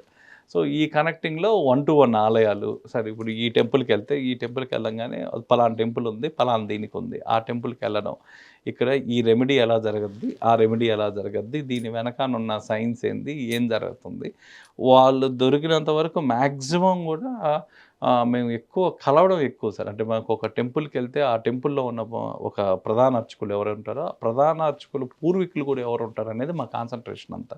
ఆ పూర్వీకుల దగ్గరికి వెళ్ళి హ్యాండ్ నోట్స్లో రాసుకునేవాళ్ళం అసలు. సరే ఈ టెంపుల్ అప్పుడు ఏ విధంగా ఉండేది మీరు ఎందుకంటే కొన్ని దేవాలయాల్లో మేము చూస్తే అసలు మాకు నమ్మలేని నిజాలు సార్. 450 సంవత్సరాల నుంచి ఎవరు వెలిగించకుండా దీపాలు వెలుగుతున్నాయి. ఇప్పుడు ఎత్తుమనాడు కొట్టాయంలో ఉన్న టెంపుల్ అయితే శివుని టెంపుల్లో రైట్ సైడ్లో మీకు ఒక దీపం 450 సంవత్సరాల నుంచి ఎవరు వెలిగించకుండా దీపం వెలుగుతుంది. ఎలా వెలుగుతుంది? ఇక్కడది కొట్టాయం. కొట్టాయంలో Ettumanoor Mahadeva temple. Ettumanoor Mahadeva temple Kottayam. Kottayam. Okay. ఇప్పటికీ ఇక్కడికి కొంతమందికి రోడ్డు మార్గము అంత బాగుందాడా? బ్రహ్మాండంగా టెంపుల్ కూడా చాలా పెద్దది. ఓకే. టెంపుల్ కూడా చాలా పెద్దది. ఎన్నేళ్ల కేరళలో. చరిత్ర ఉంది ఆ టెంపుల్ కి? ఇప్పుడు దాదాపుగా ఇది 1000 సంవత్సరాల క్రితం ఉన్న టెంపుల్ సార్ ఇది. 1000 ఋషి సంవత్సరాల ప్రతిష్ట అది స్వయంభున ఋషి ప్రతిష్టాపన. ఋషి ప్రతిష్ట. ఋషి ప్రతిష్టాపన చేసింది. ఆ. ఆ టెంపుల్లో అసలు ఇప్పటికీ ఆ దీపం ఎవ్వరు వెలిగించకుండా ఇంకా దీపం వెలుగుతుంది అది. ఓకే. సో ప్రతి ఒక్కరికి అసలు మీరు కొట్టాయం టెంపుల్ అనగానే ఫస్ట్ చెప్పేది మహాదేవ టెంపులే. ఓకే. సో అక్కడి నుంచి స్టార్ట్ చేస్తే ఒక్కో దగ్గర ఎలా జరుగుతుంది. సో 1 to 1 ఆ టెంపుల్కి వెళ్ళడం, దీంట్లో ఉన్న మెడికల్ బెనిఫిట్స్ ఏంటి, ఎవరికి ఈ టెంపుల్ ఏ విధంగా మనం ఉపయోగించుకోవాలా, మనకి ఏ విధంగా ఉపయోగపడుద్ది. సో ఇవన్నీ రాసుకునేవాళ్ళం సార్, హ్యాండ్ రిటర్న్లో రాసుకునేవాళ్ళం. మాకు దొరికిన కొన్ని రెఫరెన్స్ బుక్స్ తీసుకునేవాళ్ళం, రెఫరెన్స్లో వెతికేవాళ్ళం. సో 2 మ్యాచ్ చేసుకొని ఒక టెంపుల్ హిస్టరీ లాగా ఒక కలెక్ట్ చేసి పక్కన పెట్టుకునేవాళ్ళం అనమాట. సో ఇది పక్కన పెట్టుకొని ఇట్లా మాకు ఇప్పుడు దాకా 35,000 అయ్యాయి సార్. ఇంకా మాకు 1 lakh టెంపుల్స్ చేయడం అనేది ఫస్ట్ మా మిషన్. మేము అభ్యుదయ పెట్టడానికి మాకున్న విజన్ అండ్ మిషన్ ఏంటంటే 3 అనమాట సార్. ఫస్ట్ది వచ్చి ఐడెంటిఫికేషన్ ఆఫ్ టెంపుల్స్ని ఐడెంటిఫై చేయడం. రెండో దగ్గరికి వచ్చేసరికి గ్లోరిఫికేషన్ ఆఫ్ టెంపుల్స్. మూడో దగ్గరికి వచ్చేసరికి ప్రొటెక్షన్ ఆఫ్ టెంపుల్స్. అభ్యుదయ మీనింగ్ ఏంటి అసలుకి? సార్ అభ్యుదయ అంటే నిరంతరం డెవలప్ అవుతూ ఉండేదే అభ్యుదయం. ఓకే. సో మనం కొత్తగా డెవలప్ చేసేది ఏం లేదు ఇక్కడ. సో మాకు అభ్యుదయ అనే పదం కూడా మేము పెట్టడానికి కారణం కూడా ఏంటంటే మాది ఇది ఎప్పుడు రోజు బై రోజు, ఈరోజు మాకు 35,000 ఉన్న ఆలయాలు 1,00,000 ఆలయాలు కావాలా, మాకు రోజు బై రోజు మాకు ఎవ్రీడే అంటే మాకు ఐటీలో చేసి అలవాటు అయిపోయి ఈరోజు ఏం చేస్తున్నాం, రేపు దీనికన్నా బెటర్గా ఏం చేయగలం, ఈ మంత్ ఏం చేయగలం, నెక్స్ట్ మంత్ ఏంది, ఈ రోజు అచీవ్మెంట్ ఏంది, రేపు అచీవ్మెంట్ ఏంది, మాకు డైలీ ప్రోగ్రెసివ్ కావాలన్నమాట. ఓకే అండి. ఇప్పుడు కొట్టాయంలో ఉన్న మీరు చెప్పిన ఆలయాన్ని సందర్శిస్తే వచ్చే ప్రయోజనం ఏంటి? అదే సార్, ఇంత మునుపు మనకి దీంట్లో ఒక సెల్ రిపేరింగ్ సిస్టమ్ అనేది మనం ఇప్పుడు వింటున్నాం. మన బాడీలో సెల్స్ రిపేరింగ్ సిస్టమ్ అనేది మనం ఇప్పుడు వింటున్నాం. కానీ ఒకప్పుడు ఒక బుక్లో మేము చదివిన దాని ప్రకారం సెల్ రిపేరింగ్ సిస్టమ్స్కి, డిఎన్ఏ రిపేరింగ్ సిస్టమ్స్ కూడా కొన్ని ఆలయాలు ఉన్నాయి. సో ఎలా ఉన్నాయి, వీటికి ఎలా చేస్తాయని విన్నాం సార్. వింటే మేము ఒక దీంట్లో ఒక థీసిస్ చదివితే ఎలా ఉండేది అంటే, మంత్రానికి ఉన్న బలం ఏ విధంగా ఉండేదంటే, ఇంత మునుపు ఒక మంత్రానికి మన బాడీలో ఉన్న సెల్స్ రియాక్ట్ అయ్యేవి. ఆ మంత్రం మనం వినడం వల్ల, అవి మనం చదవడం వల్ల మన బాడీలో ఉన్న సెల్స్ అన్నీ కూడా రియాక్ట్ అయ్యేవి. ఏ విధంగా రియాక్ట్ అయ్యేవంటే వాళ్ళు చెప్పేవాళ్ళు సార్. అంటే మావి ఇట్లే ఉంటాయి. పాత సినిమాలో మనం చూస్తే వాళ్ళు ఎక్కడ అనుకుంటే అక్కడ మాయమైపోయేవాళ్ళు, ఎక్కడ కావాలంటే అక్కడ ప్రత్యక్షం అయ్యేవాళ్ళు. ఈ మెకానిజం మనకు చాలా తమాషగా అనిపిస్తుంది సార్. వాళ్ళు అంత మునుపు వాళ్ళకి ఫ్లైట్లు లేవు, ఏవీ లేవు. ఎక్కడ కావాలంటే ఋషులు కానీ, కొంచెం సాధన చేసిన వాళ్ళు కానీ, వాళ్ళు ఎక్కడ కావాలంటే అక్కడ ఇది ఎలా జరగద్ది అనే దానికి మాకు కొరలేటెడ్గా ఒక థీసిస్ ఒకటి చదివాం. సో అది ఏ విధంగా చదివాము అంటే, ఒక మంత్రానికి బాడీలో ఉన్న సెల్లు మీకు రియాక్ట్ అవుద్ది. ఇప్పుడు జనరల్గా సార్ మన సీలింగ్ ఫ్యాన్ చూస్తే, సీలింగ్ ఫ్యాన్ రెక్కలు మీరు 1-2 వాల్యూమ్లో పెట్టగానే అవి స్లోగా తిరగడం స్టార్ట్ అవుద్ది. మీకు వింగ్స్ కనిపిస్తాయి, రెక్కలు కనిపిస్తాయి. మీరు 3-4లో పెడితే 3లో పెట్టారనుకోండి, మీకు రెక్కలు కనిపించవు. గాలి మాత్రం మీరు ఫీల్ అవుతుంటుంది, గాలి వస్తుంటుంది, మీకు రెక్కలు కనిపించవు. అదేవిధంగా వాళ్ళు దాన్ని మ్యాచ్ చేసుకుంటే, వాళ్ళు మంత్రం చెప్పంగానే, ఫస్ట్ ఒక మంత్రం చెప్పంగానే దానికి ఉన్న స్పీడ్ ప్రకారం బాడీలో ఉన్న సెల్స్ చిన్నగా రివాల్వ్ అవ్వడం, స్పిన్ అవ్వడం స్టార్ట్ అయ్యేవి. ఇలా రివాల్వ్ అవ్వడం, ఆ మంత్రం తీవ్రత పెంచంగానే ఇవి స్పీడ్ అయ్యేవి. అవి కొంచెం ఇంకా స్పీడ్ కాగానే మనిషి అక్కడ అంతర్ధానం అయిపోయేవాడు. మళ్ళీ అతనికి ఎక్కడ కావాలంటే అక్కడ ప్రత్యక్షం కావాలనుకోండి సార్, మీరు చూడండి, దాని స్పీడ్ తగ్గించేవాళ్ళు. అంటే ఆ మంత్రాన్ని మళ్ళీ రివర్స్లో చెప్పేవాళ్ళు. ఆ రివర్స్లో చెప్పడం వల్ల, ఆ స్పీడ్ తగ్గడం వల్ల వాళ్ళు ఎక్కడ కావాలంటే అక్కడ మళ్ళీ ప్రత్యక్షం అయ్యేవాళ్ళు. ఇది ఒక దగ్గర చదివాము, అక్కడ ఒక టెంపుల్ రిలేట్ అయింది సరే, అందుకని ఆ టెంపుల్కి వెళ్ళాము. సో ఈ విధంగా ప్రతి ఒక్కటి కూడా సార్, ఇంకోటి కూడా మంత్రాల దగ్గరికి వచ్చేసరికి రెజోనెన్స్ హీలింగ్ పైన మనం పాతకాలాల్లో మనం కానీ చూస్తే, మీరు మహాకావ్యాల్లో అన్నింటిలో కూడా బ్రహ్మాస్త్రం, నాగాస్త్రం ఇవన్నీ కూడా వచ్చేవి. ఈరోజు మనం మిజైల్స్ అంటాం. ఆ రోజు ఎందుకంటే ఆ రోజు కేవలం మనకి మంత్రాలు, తంత్రాలు మాత్రం ఉన్నాయి. ఇప్పుడు మనకి యంత్రాలు ఉన్నాయి. సో మనం ఇప్పుడు ఏదైనా ఒక మిజైల్ తీసుకోపోవాలంటే ఎంత హెవీ ట్రక్స్ యూజ్ చేసి మిజైల్స్ తీసుకోపోవాలి మనం. చాలా దానికి ఒక పాత్ వే ఉండాలా, దానికి ఇవన్నీ ఉండాలా. కానీ ఆ కాలాల్లో మీరు కానీ చూస్తే మన సినిమాలో చూసినట్లు ఒక మంత్రం చెప్పంగానే నాగాస్త్రం చేతిలోకి వచ్చేది. కరెక్ట్. ఆ మంత్రానికి ఉన్న బలం అలాంటిది. ఆ మంత్రం రెజోనెన్స్ హీలింగ్, ఆ రెజోనెన్స్కి ఉన్న పవర్ అలాంటిది సార్. అది అది నమ్మాలంటారా? సార్ ఖచ్చితంగా నమ్మాలి కదా సార్, ఇవి నమ్మకపోతే ఎలా? సో ఈ విధంగా వాళ్ళు ఆ మంత్రాన్ని అనే దాన్ని యూస్ చేసేవాళ్ళు సార్. ఆ మంత్రం వాళ్ళు చేయడం కానీ, ఆ బ్రహ్మాస్త్రం, నాగాస్త్రాలు ఇవన్నీ కూడా కేవలం ఒక మంత్రంతో వెళ్ళేది. ఆ తర్వాత మాకు రెండోది ఏన్షియంట్ ఇంజనీరింగు, ఈ సైన్స్ పట్ల మాకు ఎక్కువ మక్కువ ఎక్కడ అనిపించిందంటే తంజావూరులో ఉన్న బృహదేశ్వర ఆలయం. ఆ బృహదేశ్వర ఆలయం పైన దాదాపుగా 210 టన్నుల గోపురాన్ని ఎలా పెట్టారు? మీరు 200 సార్ పైన మీరు కానీ టవర్ కానీ చూస్తే 210 టన్నులు ఇది ఉంది. దానిపైన మళ్ళీ మీకు దాదాపుగా ఒక రాయి పెట్టారు. ఎంత పెద్ద రాయి అంటే దాదాపుగా కొన్ని టన్నులు ఉండే రాయి పెట్టారు. ఎలా పెట్టారు?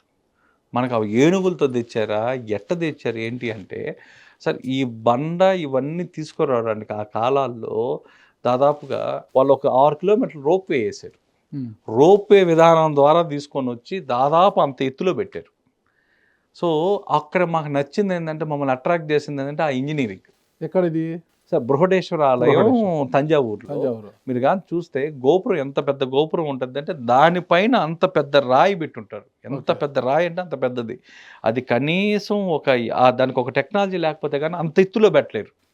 అది ఇప్పుడు సార్ నేను మాట్లాడేది 1000 సంవత్సరాల క్రితం ఉన్న ఏన్షియంట్ ఇంజనీరింగ్ అండ్ సైన్స్ గురించి మాట్లాడుతున్నాను. ఇవన్నీ చూసేసరికి ఇంకా మాకు ఇంట్రెస్ట్ పెరిగింది, క్యూరియాసిటీ పెరిగింది. ఆ కాలాల్లో ఈరోజు మనం సోకాళ్ళు మాట్లాడుకుంటున్న ఇంజనీరింగు, రోప్వేలు, ఈ పదాలు అసలు ఆ టెర్మినాలజీలు ఆ కాలాల్లో వాళ్ళు అది వాడి చూపించారు మనకి. సో ఈ విధంగా అట్లా కొన్ని గోపురాలు వెళ్ళాం సార్. శ్రీరంగం వెళ్ళాం. శ్రీరంగం అవన్నీ వెళ్తే అంతంత ప్రపంచంలో ఎత్తైన గోపురాలు ఎలా వాడు ఎంత ఆర్గనైజ్డ్గా కట్టారంటే అంత ఆర్గనైజ్డ్గా కట్టారు. ఎక్కడ కానీ సార్ ఇప్పుడు బృహదేశ్వర ఆలయంలో మీకు ఇంకోటి కూడా మధ్యాహ్నం 12 కాగానే గుడి నీడబడదు. బృహదేశ్వరు ద్వాదశ జ్యోతిర్లింగాల్లో ఒకట. కేవలం ఇది మన science, ancient engineering, science and ఇది చూడడానికే ఆ టెంపుల్ చూడాలి. అంతే, అక్కడికి వెళ్తే వచ్చే ఫలితం ఏం లేదు, ఆ టెక్నాలజీ చూడడానికి వెళ్ళాలి సార్. ఫలితం అనేది ప్రతి ఒక్క దాంట్లో, ప్రతి ఒక్క ఎనర్జీ పాయింట్లో ప్రతి ఒక్కటి ఉంది. అసలు మీరు ఏ దీంతో వెళ్తున్నారు అనేది దానికి ఇంపార్టెంట్. మరి బృహదేశ్వర్ నేను అదే పిలిగ్రిమేజ్ సెంటర్, పర్యాటక క్షేత్రాలు, పర్యాటకగా అదే దాన్ని అర్థం చేసుకోవడానికి వెళ్ళాలి. అసలు మెయిన్ అసలు మన వాళ్ళు 1000 సంవత్సరాల క్రితం ఎలా ఉండేవాళ్ళు అవన్నీ వాళ్ళకి ఒక నిలువెత్తు సాక్ష్యాలు అవి. వాళ్ళు వాడిన ఇది ఎలా కట్టారు, ఎలా దీనికి అంతా కూడా. సో ఈ విధంగా వచ్చేసరికి నెక్స్ట్కు వచ్చేసరికి మమ్మల్ని ఎక్కువ ఈ ఒక్క రీసెర్చ్లోకి తీసుకుని వచ్చిన ప్రశ్న ఏంటంటే, ఈ ఋషులు మునులు ఎక్కువ కాలం ఎలా బతికేవాళ్ళు. ఒక్కొక్క స్పాన్ చూస్తే 400 సంవత్సరాలు, 200 సంవత్సరాలు. ఒక యోగి ఆత్మకథ కానీ చదివితే సార్ దాంట్లో మీకు ఇవే ఉండేది. వాళ్ళు పాతలు దాదాపు 300 సంవత్సరాలు, 400 సంవత్సరాలు కూడా యోగులు ఇంకా బతుకున్నారని, ఇంకా ఉన్నారని, హిమాలయస్లో తపస్సు చేసుకుంటున్నారని. మాకు వీటికి ఏమైనా ఆలయాలు ఉన్నాయా అని స్టార్ట్ చేసాం. సో స్టార్ట్ చేస్తే తీరా చూసుకుంటే వాళ్ళు ఎక్కడో ఒక పాయింట్ ఎలా చూసామంటే వాళ్ళ బ్రీతింగ్. సరే ఇప్పుడు జనరల్గా మనకు అందరికీ కూడా దేవుడు మనకిచ్చిన ఉచ్ఛ్వాస నిశ్వాసాలు 54 కోట్లు ఇచ్చారు. అంటే ఒక నిమిషానికి మనము యావరేజ్గా మనం తీసుకునే ఉచ్ఛ్వాస శ్వాసలు 15 నుంచి 20 వరకు. దాన్ని మనం 15 శ్వాసలుగా తీసుకోవచ్చు. తీసుకుంటే ఒక నిమిషానికి తీసుకుంటే ఒక రోజుకి 21,600 శ్వాసలు తీసుకుంటాం. అదే మీరు మీ 70 ఇయర్స్ స్పాన్లోకి వచ్చేసరికి మనం తీసుకునే శ్వాసలు 54 కోట్లు. సో దీంట్లో మీరు కానీ ఎగ్జాంపుల్ కానీ చూస్తే ఒక కుక్క ఏదైతే ఉంటుందో మన ఇంట్లో ఉండే మామూలుగా కుక్కలు ఇవన్నీ కూడా ఇవి తీసుకునే శ్వాసలు యావరేజ్గా 30 పైన తీసుకుంటాయి ఒక నిమిషానికి. సో ఈ శ్వాస వేగం ఎక్కువగా తీసుకోవడం వల్ల వాటి యొక్క స్పాన్ తక్కువ. ఈ కుక్కల యొక్క స్పాన్ తక్కువ. అదే మీరు తాబేలు టాటాయిస్ తీసుకోండి. టాటాయిస్ అది ఒక నిమిషానికి 5-6 శ్వాసలు మాత్రమే తీసుకుంటుంది. అది దాని తర్వాత శ్వాసలు తీసుకోసారు. అందుకే అది 100 ఇయర్స్ తాబేలు కూడా ఇంకా మనకు దొరుకుతుంటాయి. మీరు ఇప్పుడు చూస్తే 100-200 ఇయర్స్ తాబేళ్ళు కూడా మీకు ఇంకా సముద్రాల్లో దొరుకుతూ ఉంటాయి అన్నమాట. అంటే దాంట్లో ఉన్న టెక్నాలజీ ఏంటంటే, టెక్నాలజీ ఏం లేదు సార్, దాంట్లో ఉన్న ఆధ్యాత్మికత ఏంటంటే, శ్వాస వేగాన్ని ఎవరైతే నియంత్రిస్తారో వాళ్ళు ఎక్కువ కాలం బతుకుతారు అని. సో మీకు ఇప్పుడు జరిగితే మెడిటేషన్లు కానీ మిగతావి ఇవన్నీ కూడా మైండ్ఫుల్ సెంటర్స్లో కూడా మీకు జరిగేది ఏంటంటే, శ్వాసను ఫస్ట్ గమనించమంటారు. అంటే శ్వాస యొక్క వేగం మనకు ఆ 54 కోట్లు మనకిచ్చిన కోట అయితే అదేం మారదు సార్. అది ఎవరికైనా అది ఒకే కోట. అది మనం ఎంత డెడ్లైన్ వాడుకోగలమో అనమాట. అది డెడ్ లైన్ అందరికీ, అది ఫిక్స్డ్. దాన్ని ఆ శ్వాసల వేగాన్ని నియంత్రణ ఎవరైతే ఆ శ్వాస వేగాన్ని నియంత్రిస్తారో వాళ్ళు ఎక్కువ కాలం బతుకుతున్నారు. ఋషులు వాళ్ళు కూడా వాళ్ళైతే వాటి ఏమంటారంటే వాటిని చిన్నగా నెమ్మది స్లో డౌన్ చేస్తూ పూర్తిగా అసలు శ్వాస ఆరుతుందా లేదా వీటన్నిటిని కూడా కుంభకం అంటారు సార్. ఈ కుంభకం అనేది మనకు అగస్త్య మహాముని దగ్గర నుంచి వచ్చింది. సో ఇవేం చేసేవారంటే స్లోగా చేసి టోటల్గా అసలు శ్వాస ఉందా లేదా అన్నట్టు ఉండేవాళ్ళు. అందుకే ఆ శ్వాస వేగాన్ని నియంత్రించగలిగారు కాబట్టి ఎక్కువ కాలం బతకగలిగారు. సో వీటికి ఆలయాలు ఉన్నాయా అంటే, ఆ కాలాల్లో చోళులప్పటి నుంచి కూడా సార్ కొన్ని టెంపుల్స్ తిప్పేవాళ్ళు. ఆ టెంపుల్స్ ఇప్పుడు సపోజ్ వాటిల్లో దానికి ఒక యాత్రలాగా సార్, ఆ ఒక యాత్రలాగా మీరు ఒక కాళహస్తి టెంపుల్ అనుకోండి. దాంట్లో మన తెలుగు రాష్ట్రాల్లో వచ్చేసరికి కాళహస్తి టెంపుల్లో ఆ వాయులింగాన్ని మీరు దర్శించిన తర్వాత, అక్కడ వచ్చేసిన తర్వాత ఆ కింద మీరు దర్శించుకొని పైనుంచి కింద మెట్లు దిగిన తర్వాత రైట్ సైడ్ మీరు కానీ కూర్చోగలిగితే, మీరు ఒక 6 నిమిషాలు మీరు మీ ధ్యానంలో కానీ అక్కడ కానీ కూర్చోగలిగితే, మీ శ్వాసను కానీ మీరు కానీ గమనిస్తే సార్, కొంచెం వెరీ స్పెసిఫిక్గా గమనిస్తే ఆ వేగం అనేది ఆటోమేటిక్గా తగ్గుతుంది ఆ పాయింట్లో. అంటే మనం ఎక్కువ తీసుకునేది చాలా స్లో డౌన్ అయ్యేది.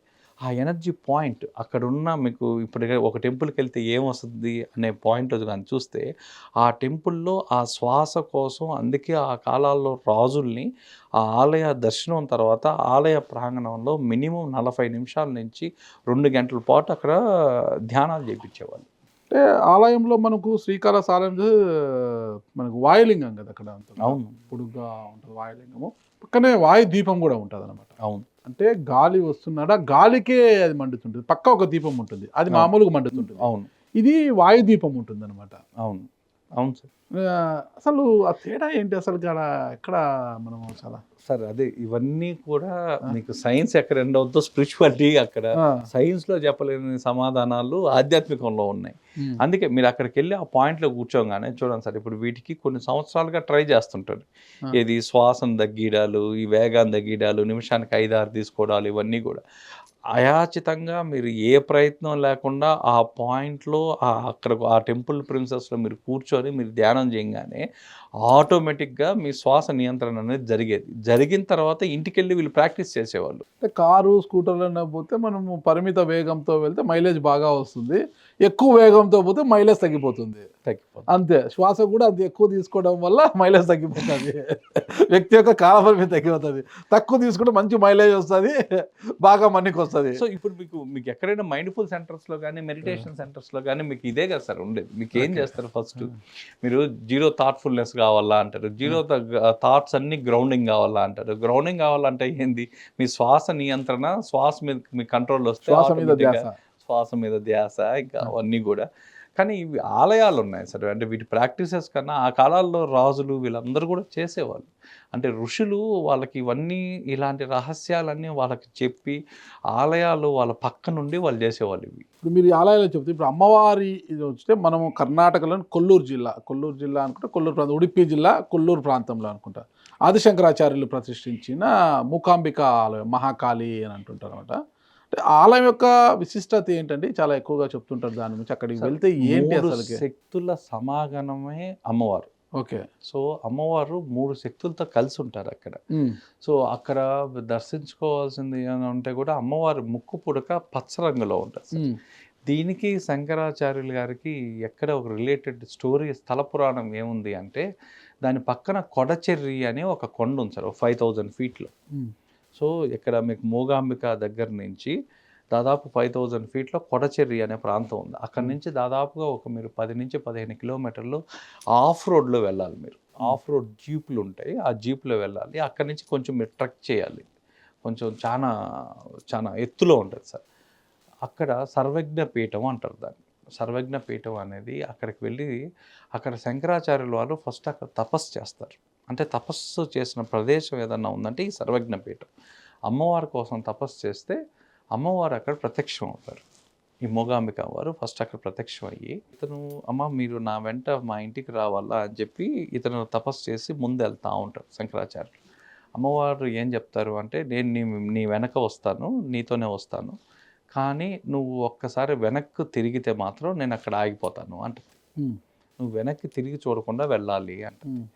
అప్పుడు శంకరాచార్యులు వాళ్ళు ఏం చేస్తారంటే నేరుగా ఆయన వెళ్తూ ఉంటాడు. వెళ్తూ ఉంటే ఆమె వెనకన గజ్జల శబ్దం వస్తూ ఉండేది. గజ్జల శబ్దం వచ్చినంతసేపు అమ్మవారు వస్తున్నారు కదా అని ఆయన ముందుకు వెళ్ళిపోతాడు. కరెక్ట్గా ఆ క్షేత్రంలోకి వచ్చేసరికి ఆ గజ్జల శబ్దం ఆగిపోతుంది. ఆమె ఆగిపోగానే ఈయన డౌట్ వస్తుంది, ఎందుకు ఇక్కడ ఆగిపోయిందా అని. ఆగిపోయిన తర్వాత ఆయన వెనక్కి తిరిగి చూస్తారు. అంటే అమ్మవారు ఏమన్నా రాలేదా, ఎక్కడన్నా మధ్యలో ఆగిపోయారా అని వెనక్కి తిరిగి చూస్తే ఆమె అక్కడ స్వయంభూగా ఆమె విగ్రహంగా మారిపోతారు. అమ్మ ఆ విగ్రహంగా మారిపోయిన అమ్మే మూగాంబిక. అది అమ్మవారిని దర్శిస్తే వచ్చే సార్, ప్రయోజనం ఏంటి? అమ్మవారిని దర్శిస్తే ఒక్కొక్కరికి సార్ ఇప్పుడు స్త్రీలకు వచ్చేసరికి నారీ శక్తి యాత్ర అని ఒకటి చేసాం. ఎందుకంటే స్త్రీలలో ఉన్న చక్రాల యాక్టివేషన్కి ఇక్కడ అమ్మ దగ్గరికి రాగానే వాళ్ళలో ఉన్న ఒక 2 చక్రాలు ఆటోమేటిక్గా యాక్టివేట్ కావడం, వాళ్ళకున్న సమస్యలు ఏదైనా ఉంటే ఆ సమస్యలు, శత్రు దోషాలు, ఎవరికైనా శత్రువు కానీ శత్రువు వలన ఎక్కువ బాధలు ఉంటే అవన్నీ కూడా అక్కడ తొలగిపోవడం. అక్కడ ఫేమస్ ఏంటంటే చండీ హోమం. ఆ క్షేత్రంలో చండీ హోమం చేయించడం వల్ల ఇది ఎక్కువ శత్రు సంహారానికి ఉపయోగపడే క్షేత్రం సార్ అది. దత్తాత్రేయ ఆలయాలు, దక్షిణమూర్తి ఆలయాలు అనేటివి కూడా ఉన్నాయి కదండి మనకు. మీరు ఎప్పుడైనా వెళ్ళారా? గాంగాపురం మేము వెళ్ళాం సార్, ఒక 3 సార్లు వెళ్ళాం. ఓకే. ఆ భీమా నదిలో మునిగి మనకి దత్తాత్రేయుని అక్కడ పారాయణ చేయడం, ఆ చెట్టు కింద కూర్చొని దీపం వెలిగించుకొని వాటి వల్ల కలిగే ప్రయోజనాలు ఏమన్నా మీరు స్టడీ చేశారంతా కూడా? మేము గాంగాపూర్ టచ్ చేయలేదు సార్. మేము అంతా కూడా ఈ అమ్మవారు శైవ క్షేత్రాల్లోనే ఉన్నాం మేము. Okay okay okay. గాంగాపూర్ చేస్తాం సార్ తొందరలో. వైష్ణవాలయాలు మీరు ఇంకా లేదు, వైష్ణవాలు మేము ఆల్రెడీ చేశాం కదా సార్. మేము చేసిన దాంట్లో వైతమానిధి ఆలయాలు, 108 దివ్య దేశాల్లో ఉన్న ఆలయాలు ఇవన్నీ కూడా అంటే మేము ఏరియా వైజ్ వెళ్తున్నాం అనమాట. మాదంతా యాక్చువల్గా మాకంతా ఇంటర్ కనెక్టివిటీ ఉండాలన్నమాట మా మ్యాపుల్లో.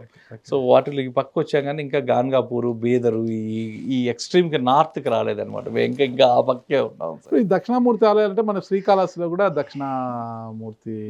అవును సార్. ఈ దక్షిణామూర్తి ఆలయాల యొక్క విశిష్టత ఏమంటారు అసలు? మీరు ఎక్కడ సార్ దక్షిణామూర్తి గురు బలానికి, గురువుకి సంబంధించి మనకి ఏదన్నా మనకు విద్యలో కానీ ఆయనకి విద్యలో మనకి జ్ఞానం ఇవ్వాలన్నా, విద్యార్థులు బాగా చదువుకొని వాళ్ళ పరీక్షల్లో ఉత్తీర్ణతలు రావాలన్నా వాళ్ళు కొలవాల్సిన దైవం ఏదన్నా ఉంది అంటే దక్షిణామూర్తి. సో ఈయన ఎక్కువ విద్యను ఇచ్చేవాడు, విద్యకు సహాయం చేసేవాడు, ఉత్తమ విద్యలు ఆ జ్ఞానాన్ని అందించేవాడు దక్షిణామూర్తి సార్. కేరళలో మొత్తం క్రిస్టియానిటీ ఎక్కువగా ఉంటుందనేది మనకు అందరికీ తెలిసిందే. అక్కడంతా కూడా ఏ క్షేత్రాన్ని సందర్శిస్తే మనకు వచ్చే లాభం ఏంటి ఏమన్నా పరిశీలించారా? ఇవన్నీ కూడా మీకు పరశురామ క్షేత్రాలు సార్. ఎక్కువ పరశురాములు వాళ్ళు ప్రతిష్ఠించిన అమ్మవార్లు, పరశురాముల్ని ప్రతిష్ఠించిన అది ఒక వేద మంత్ర భూమి అనే చెప్పాలి సార్ అది. సో దానికి అక్కడున్న విశేషం ఏంటి అంటే ఎప్పుడో పరిహారం కానీ కొన్ని సర్పదోషాల కానించి కొన్ని ఫెస్టివల్స్ ద్వారా, ఇప్పుడు మీరు కాంతారా మూవీ ఏదైతే మీరు చూసారో దాంట్లో ఉన్న తేయం ఫెస్టివల్స్ ఇవన్నీ ఉంటాయి సార్. కేరళలో ప్రాముఖ్యంగా ఇప్పుడు మార్చి ఏప్రిల్లో జరిగేది తేయం ఫెస్టివల్స్. ఈ తేయం ఫెస్టివల్స్ ద్వారా మీకు ఏదన్నా నెగిటివిటీ ఉన్నా, బ్లాక్ మ్యాజిక్ ఇలాంటి వాళ్ళు ఎవరైనా చేసున్నా ఇవన్నీ కూడా ఈ ఫెస్టివల్లో కొన్ని లక్షల మంది పాల్గొంటారు. ఆ ఫెస్టివల్ చూడడం చేత కూడా వాళ్ళకి అక్కడి నుంచి వచ్చే ఆ మహిమానం ఏదన్నా ఉంది అంటే ఈ చూడడం వల్ల కూడా నెగిటివ్ ఎనర్జీ రిమూవ్ చేస్తున్నారు. సో ఈ ఎక్కువ క్షేత్రాలు దాదాపుగా 70 నుంచి 80% ఆఫ్ ఆలయాలు కేరళలో ప్రతిష్టాపన జరిగినవన్నీ కూడా పరిహారిక క్షేత్రాలు సార్. అంటే గురువారంలో ఉన్న శ్రీకృష్ణుడి ఆలయం ఉంది కదా, గురువారం శ్రీకృష్ణ ఆలయాన్ని సందర్శిస్తే వచ్చేది శ్రీకృష్ణ ఆలయాన్ని. ఆ శ్రీకృష్ణ ఆలయాన్ని చేయడం వల్ల వాళ్ళకు వచ్చేది దాదాపుగా ఏదన్నా ఈ సిరి సంపదల కోసం, ఎక్కడన్నా పోయిన ఇమేజ్ కోసం, వీటికి అందరికీ ఒక్కొక్క వాళ్ళకి ఒక్కొక్క ఫలితం సార్. ఇప్పుడు అక్కడ కూడా టెంపుల్లో ఒక ఎనర్జీ ప్రతిష్టాపనలో మీరు వెళ్ళి పూజలు చేయగానే నెగిటివిటీ, మన బాడీలో ఉన్న నెగిటివిటీ ఏదన్నా ఉన్నా ఇవన్నీ తీసేసే ఆలయాలు. ఇంకా విచిత్రంగా ఆలయాలు కేరళలో కొన్ని చెప్పాలి అంటే, మన ఎవరన్నా నాకు పాయిజన్ చేశారు, మందు పెట్టారు, ఆ మందు తీసే ఆలయాలు ఏమన్నా ఉన్నాయి అంటే, ఓకే. ఇక్కడ తిరువిల్ల దగ్గర ఉన్న ఒక ఆలయంలో దాదాపు నీలకంఠేశ్వర స్వామి ఆలయం అని ఒకటి ఆలయం ఉంది. నీలకంఠ తత్వంతో ఉన్న శివుడు ఈ తిరువిల్ల ఆలయానికి మీరు వెళ్ళంగానే మీకు ఏదన్నా కడుపులో ఉంది, మనం ఎన్ని టెస్టులు చేసుకున్నా బయటికి రాలేదు, అంత హెల్తీగా ఉంది, కానీ ఏదో ఉంది ఉన్న సమస్య వాళ్ళందరూ కూడా ఈ టెంపుల్కి వచ్చి ఆ టెంపుల్లో మీరు అడుగుపెట్టి వాళ్ళు ఏం చేస్తారంటే ఆ టెంపుల్లోనే ఒక చెట్టు ఉంది సార్, ఆ చెట్టులో నుంచి ఆకులు తీస్తారు. ఈ ఆకుల్ని ఏం చేస్తారు అంటే వీటిని బాగా నూరి ఆవు పాలల్లో కలిపిస్తారు. ఈ ఆవు పాలల్లో కలిపించి వాటిని శివుడి పైన అభిషేకం చేస్తారు. శివుడి పైన అభిషేకం చేసిన తర్వాత ఆ ఆవు పాలను మనకిస్తారు అక్కడ గుళ్ళో కూర్చోబెట్టి. అవి తాగిన తర్వాత మీరు ఒక 3-5 ప్రదక్షిణలు చేయాలి.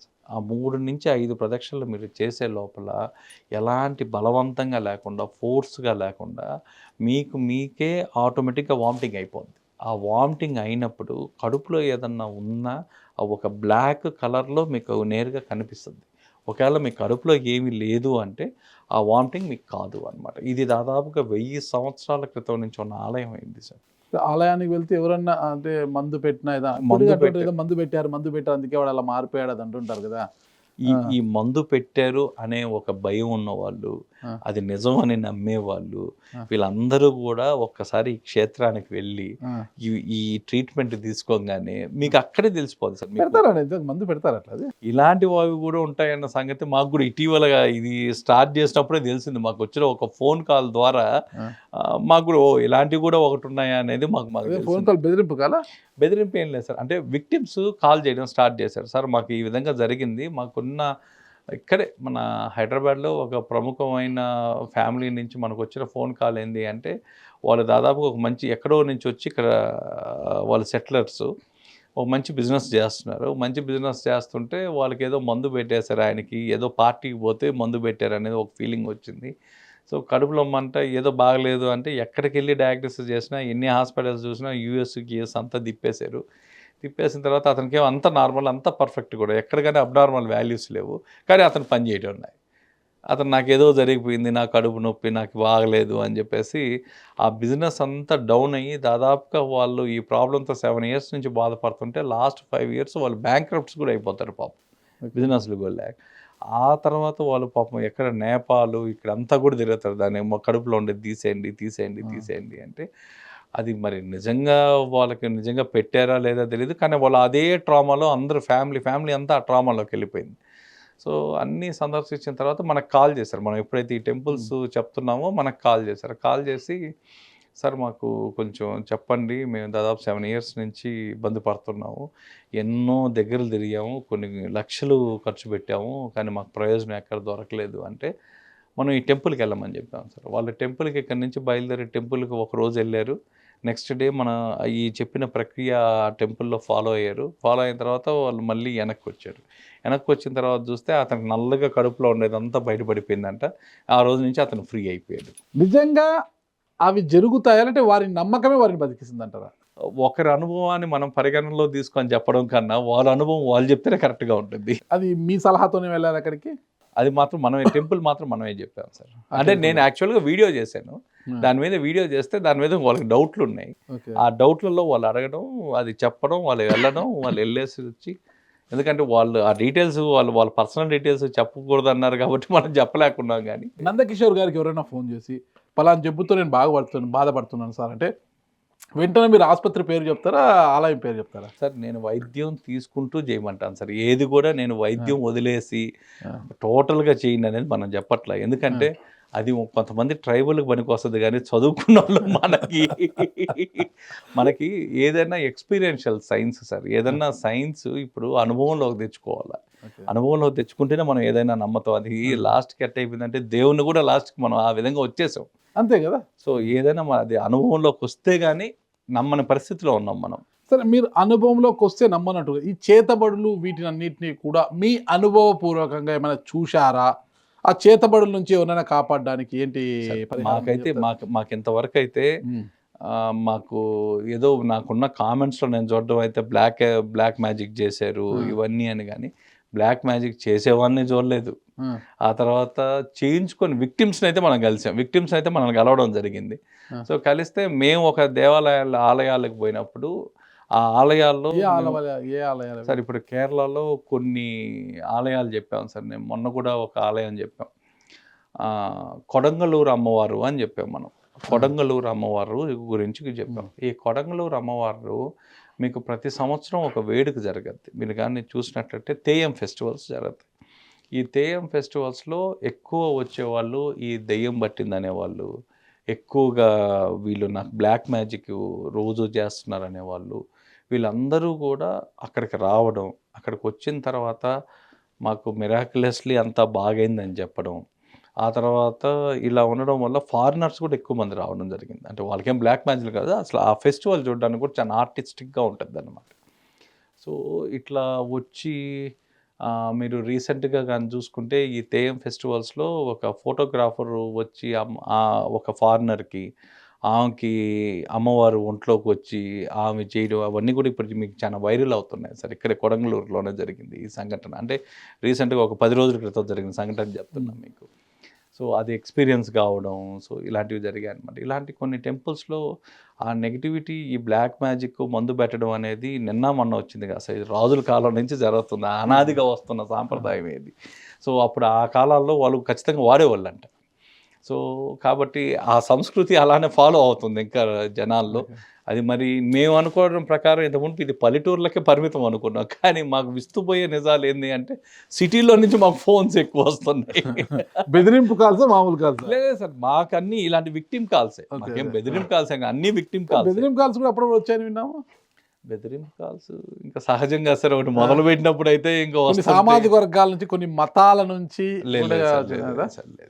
మాకైతే కొన్ని అయితే వచ్చాయి, కొన్ని బెదిరింపు కాల్స్ వచ్చాయి, కానీ దాడులకు యత్నించడము ఇలాంటివన్నీ మా పని మేము చేసుకుంటూ పోతున్నాం సార్.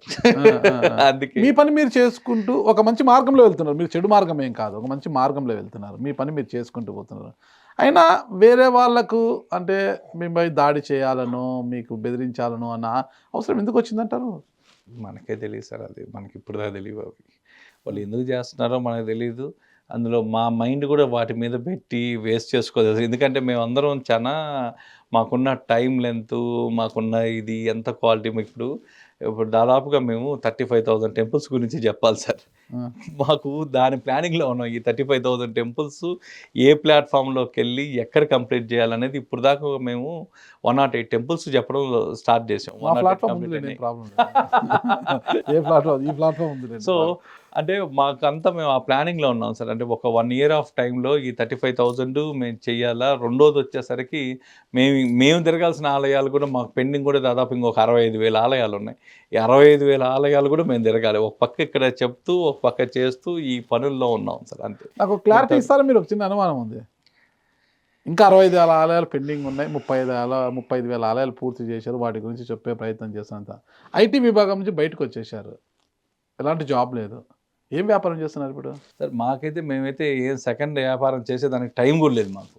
మరి టైం లేకోకుండా, ఐటీ లేకుండా, వేతనం లేకోకుండా రోజువారీ టెంపుల్స్ ఎలా తిరుగుతున్నారు? అయ్యే ఖర్చులు ఎవరు భరిస్తున్నారు? సార్ మొన్నటిదాకా కూడా మేము బ్యాంక్ అకౌంట్ ఓపెన్ చేయలేదు సార్ ఎక్కడ. మాకు అసలు అభ్యుదయకి ఒక దాదాపుగా 6.5 సంవత్సరం నుంచి ఎక్కడ కానీ ఒక బ్యాంక్ అకౌంట్ కూడా లేదు. ఈ మధ్య లాస్ట్ మంత్ ఓపెన్ చేసాం. లాస్ట్ మంత్ మాత్రమే ఓపెన్ చేసాం. ఇప్పుడు దాకా దేవుడి దయ వల్ల మాకున్న రిజర్వ్స్ అన్నీ వాడుకుంటా వస్తున్నాం. ఎక్కడ కానీ ఎవరిని కానీ మేము పలానో అంటే మేము ఒక రీసెర్చ్ చేస్తున్నట్టు కూడా తెలియదు. సో మా పాటికి మేము ఎవరు అంటే మా 7 మందిలో ఉన్న మనీ ఏదైతే మాకు ఉంటాయో, మా రిజర్వ్స్ ఏవైతే ఉంటాయో ఆ రిజర్వ్స్ అన్నీ వాడుకుంటా వస్తున్నాం. అంటే మీరు ఐటీ ఎంప్లాయ్ ఉన్నట్టు మీకు బ్యాంక్ అకౌంట్ ఉంటుంది. తర్వాత ఏమైంది అకౌంట్? లేదు, అది పర్సనల్ అకౌంట్. ఇప్పుడు ఒక థింక్ ట్యాంక్ అనే కాన్సెప్ట్ తీసుకుని కరెంట్ అకౌంట్. సో ఒక థింక్ ట్యాంక్ అనే కాన్సెప్ట్ తీసుకొని వచ్చాం సార్. ఈ థింక్ ట్యాంక్ మీకు మేము ఫస్ట్ అసలు మేము ఫామ్ అయింది కూడా ఎందుకంటే ఒక థింక్ ట్యాంక్ లాగా చేస్తున్నాం అనమాట. ఈ థింక్ ట్యాంక్ ఇంత మునుపంతా మీకు యూఎస్, యూకేలో, ఈవెన్ ఇప్పుడు మన ఢిల్లీలో కూడా అండర్ ప్రెసిడెంట్షిప్లో, ప్రైమ్ మినిస్టర్షిప్లో ఉంటాయి సార్. ఇవి ఏం చేస్తాయంటే దీంట్లో ఉన్న ఇంటలెక్చువల్స్ అందరూ కూర్చొని ఒక ఒక పాలసీ చేయాలన్నా, ఏం చేయాలన్నా వాళ్ళు ఒక జీవో లాంటిది ఒక ప్రిపేర్ చేసి ఇచ్చేవాళ్ళు. ఇదే మీకు గవర్నమెంట్ దగ్గర నుంచి జీవో రూపంలో బయటకొచ్చేది. అంటే వీళ్ళంతా అనాలిసిస్ చేసి కూర్చొని ఎక్స్‌పర్టైజర్లు అందరూ ఒక్కొక్క ఫీల్డ్, మీకు అగ్రికల్చర్ గానీ, డెవలప్‌మెంట్ గానీ, టెంపుల్స్‌కి గానీ, ఒక్కొక్క దానికి ఒక్కొక్క థింక్ ట్యాంక్. ఇవి ఆలోచించి ఒక ఫార్మ్ లాగా తయారు చేసేవాళ్ళు. ఒక జీవో ఏ విధంగా ప్రజలకి, ప్రభుత్వానికి మధ్యలో ఒక సయోధ్యగా చేయాలా అని చెప్పి ఇవన్నీ రాసేవాళ్ళు. ఎక్కడెక్కడ డిఫరెన్సెస్ ఉన్నాయో అవన్నీ కూడా లేకుండా ఒక ఆర్టికల్ రాసి వాళ్ళకిస్తే అది జీవో రూపంలో బయటకొచ్చేది. సో మేము యాక్చువల్‌గా థింక్ ట్యాంక్‌గా ఏర్పడి ఇవన్నీ కూడా తీసుకొని ప్రభుత్వానికి అందిద్దాం. ఎన్ని దేవాలయాలున్నాయి, దేనికి పనికొస్తాయి, ఎక్కడెక్కడున్నాయి, ఆ తర్వాత నేషనల్ స్కీమ్స్ ఏమేమన్నా సపోర్టింగ్ ఉన్నాయా, రూరల్‌లో ఒక 500 పీపుల్‌కి ఉన్న టెంపుల్స్‌కి కూడా ఉన్నాయా అని ఇవన్నీ మేము థీసిస్ చేయడానికి స్టార్ట్ చేసాం.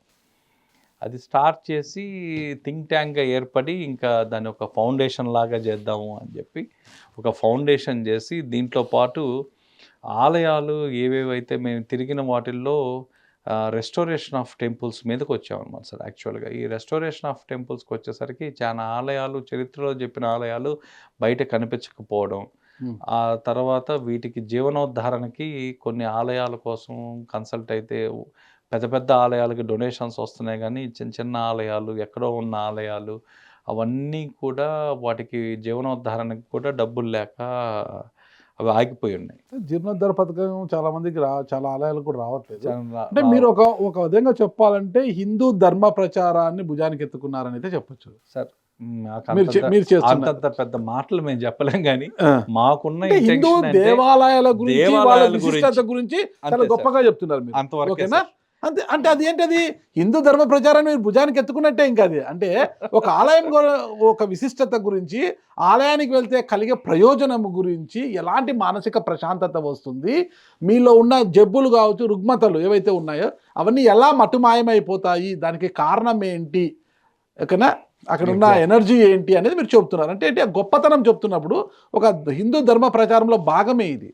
అంటే హిందుత్వవాదాన్ని భుజానికి ఎత్తుకున్న బీజేపీ అయితేనే, ముఖ్యంగా నరేంద్ర మోదీ గారు, ఓకేనా, నమో, ఓకేనా, నమో, దీనికి ఇప్పటివరకు ఆయన దృష్టికి వెళ్ళలేదంటారు ఇవన్నీ కూడా. పలాని కిషోర్ రెడ్డి గారు ఇలా చేస్తున్నారు ఈ ఆలయాల గురించి, ఈ ఆలయాల కేంద్రం నుంచి నిధులు పంపిణీ చేయాలి అన్నదాన కార్యక్రమం. అందుకే సార్ ఈ మధ్య మేము ఉన్న దీంట్లో కూడా నేను అంటే బిఫోర్ కూడా దాదాపుగా అందరికీ అవేర్నెస్లో లేనివి ఆయన మోడీ గారి గురించి చెప్తుంటే, అంటే మాకు ఎందుకు మేము చాలా ఇంట్రెస్టెడ్ అంటే సార్, ఆయన 500 పాపులేషన్ ఉన్న ఒక గ్రామంలో ఉన్న ఒక టెంపుల్, దేవాలయం బాగు చేయడానికి కూడా ఒక నేషనల్ స్కీమ్ పెట్టారు. ఇలా దాదాపుగా 47 నేషనల్ స్కీమ్స్ ఒక దేవాలయాన్ని బాగుపరచడానికి పెట్టారు. 200 నేషనల్ స్కీమ్స్ ఒక విలేజ్ను బాగుపడడానికి పెట్టారు. అది ఏం sir, maximum 70% central government contribution అయితే 30% స్టేట్ గవర్నమెంట్ కంట్రిబ్యూషన్. ఆదరణ పథకం తప్పితే ఎవరికి ఈ స్కీమ్స్ అని తెలియదు కదా, మరి ఇన్ని పథకాలు ఉన్నాయా సార్? మీకు ఇంకొక 3-4 డేస్లో చూడండి సార్, ఇంకో 47 నేషనల్ స్కీమ్స్ అసలు టోటల్గా ఆ నిధులు మనం వాడుకోక వాటిని అసలు ఉన్నాయా లేవా అనే ఒక ఈ దీంట్లో అవన్నీ 2 స్కీమ్స్ ఒక్కొక్క స్కీమ్గా మెర్జ్ అయిపోయాయి. ఆ ఫండ్స్ అన్నీ మాకు అప్పుడు మాకు గవర్నమెంట్లో యాక్సెస్ లేవు. మేము ఒక ప్రైవేట్ వ్యక్తులుగా మాకు ఒక దేవాలయానికి పోయి ఒక ఇన్ఫర్మేషన్ తెచ్చుకోవడానికి కూడా మాకు సరే ఏఎస్ఐ వాళ్ళతో దెబ్బలు తిన్నాం, ఎండోమెంట్ వాళ్ళ దగ్గర.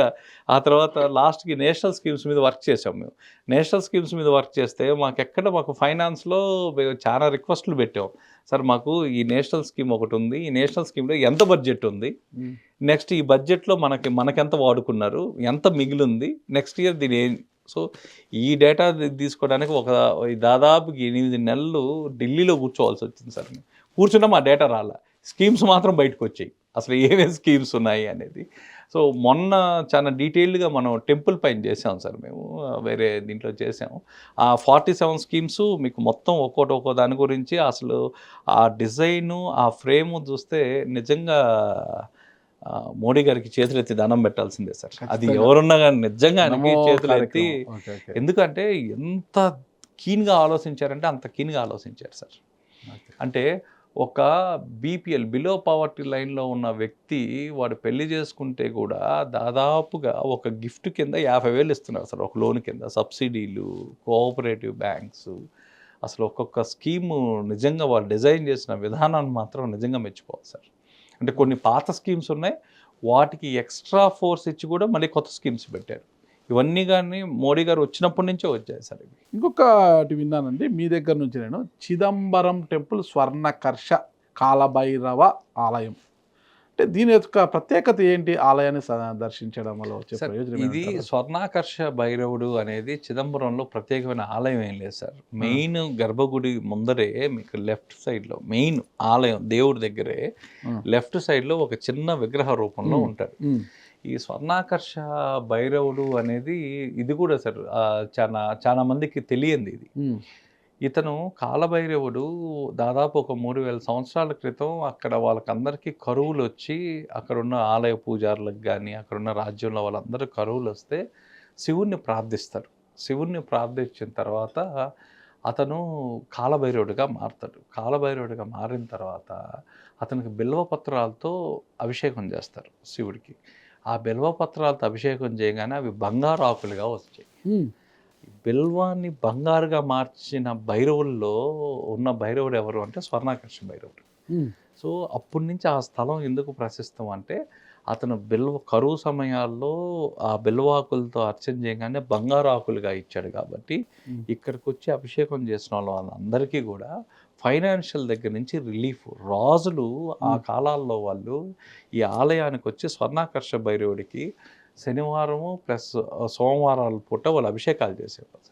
అభిషేకాలు చేసి ఆ కరువు లేకుండా, ఫైనాన్షియల్ స్ట్రెస్ లేకుండా క్లియర్ అయ్యేవాళ్ళు. అందుకే ఇక్కడికి వచ్చి అక్కడ అభిషేకం చేయించడం వల్ల వాళ్ళకి ఫైనాన్షియల్ రిలీఫ్ అనేది ఉంటుంది అక్కడ. పోతే శృంగేరి పీఠంలో అది ఆదిశంకరాచార్యులు తీసుకొచ్చిన శివలింగం అక్కడ ప్రతిష్ఠించారనేది అంటారు కదా సార్. అది ఒక కథ. యాక్చువల్గా ఆయన కైలాసం నుంచి తీసుకుని వచ్చి పెట్టారు అనేది అది ఆ కథ సార్, అంతే.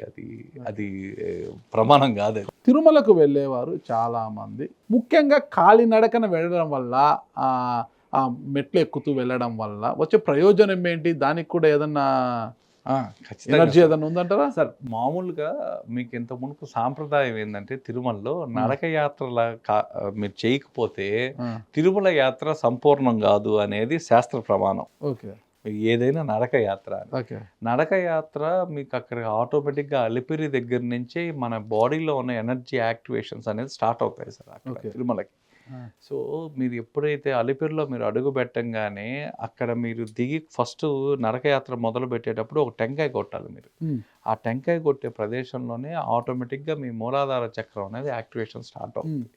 సో అక్కడి నుంచి మీరు నడక ఎప్పుడైతే మొదలు పెడతారో ఒక్కొక్క మెట్టుకి ఒక్కొక్క నాడి, ఒక్కొక్క ఎనర్జీ పాయింట్ ఒకటి ప్యూరిఫికేషన్ అవుతూ దాంతోపాటుగా ప్యారలల్గా యాక్టివేట్ చేసుకుంటూ నడకయాత్ర అన్నమాట అది.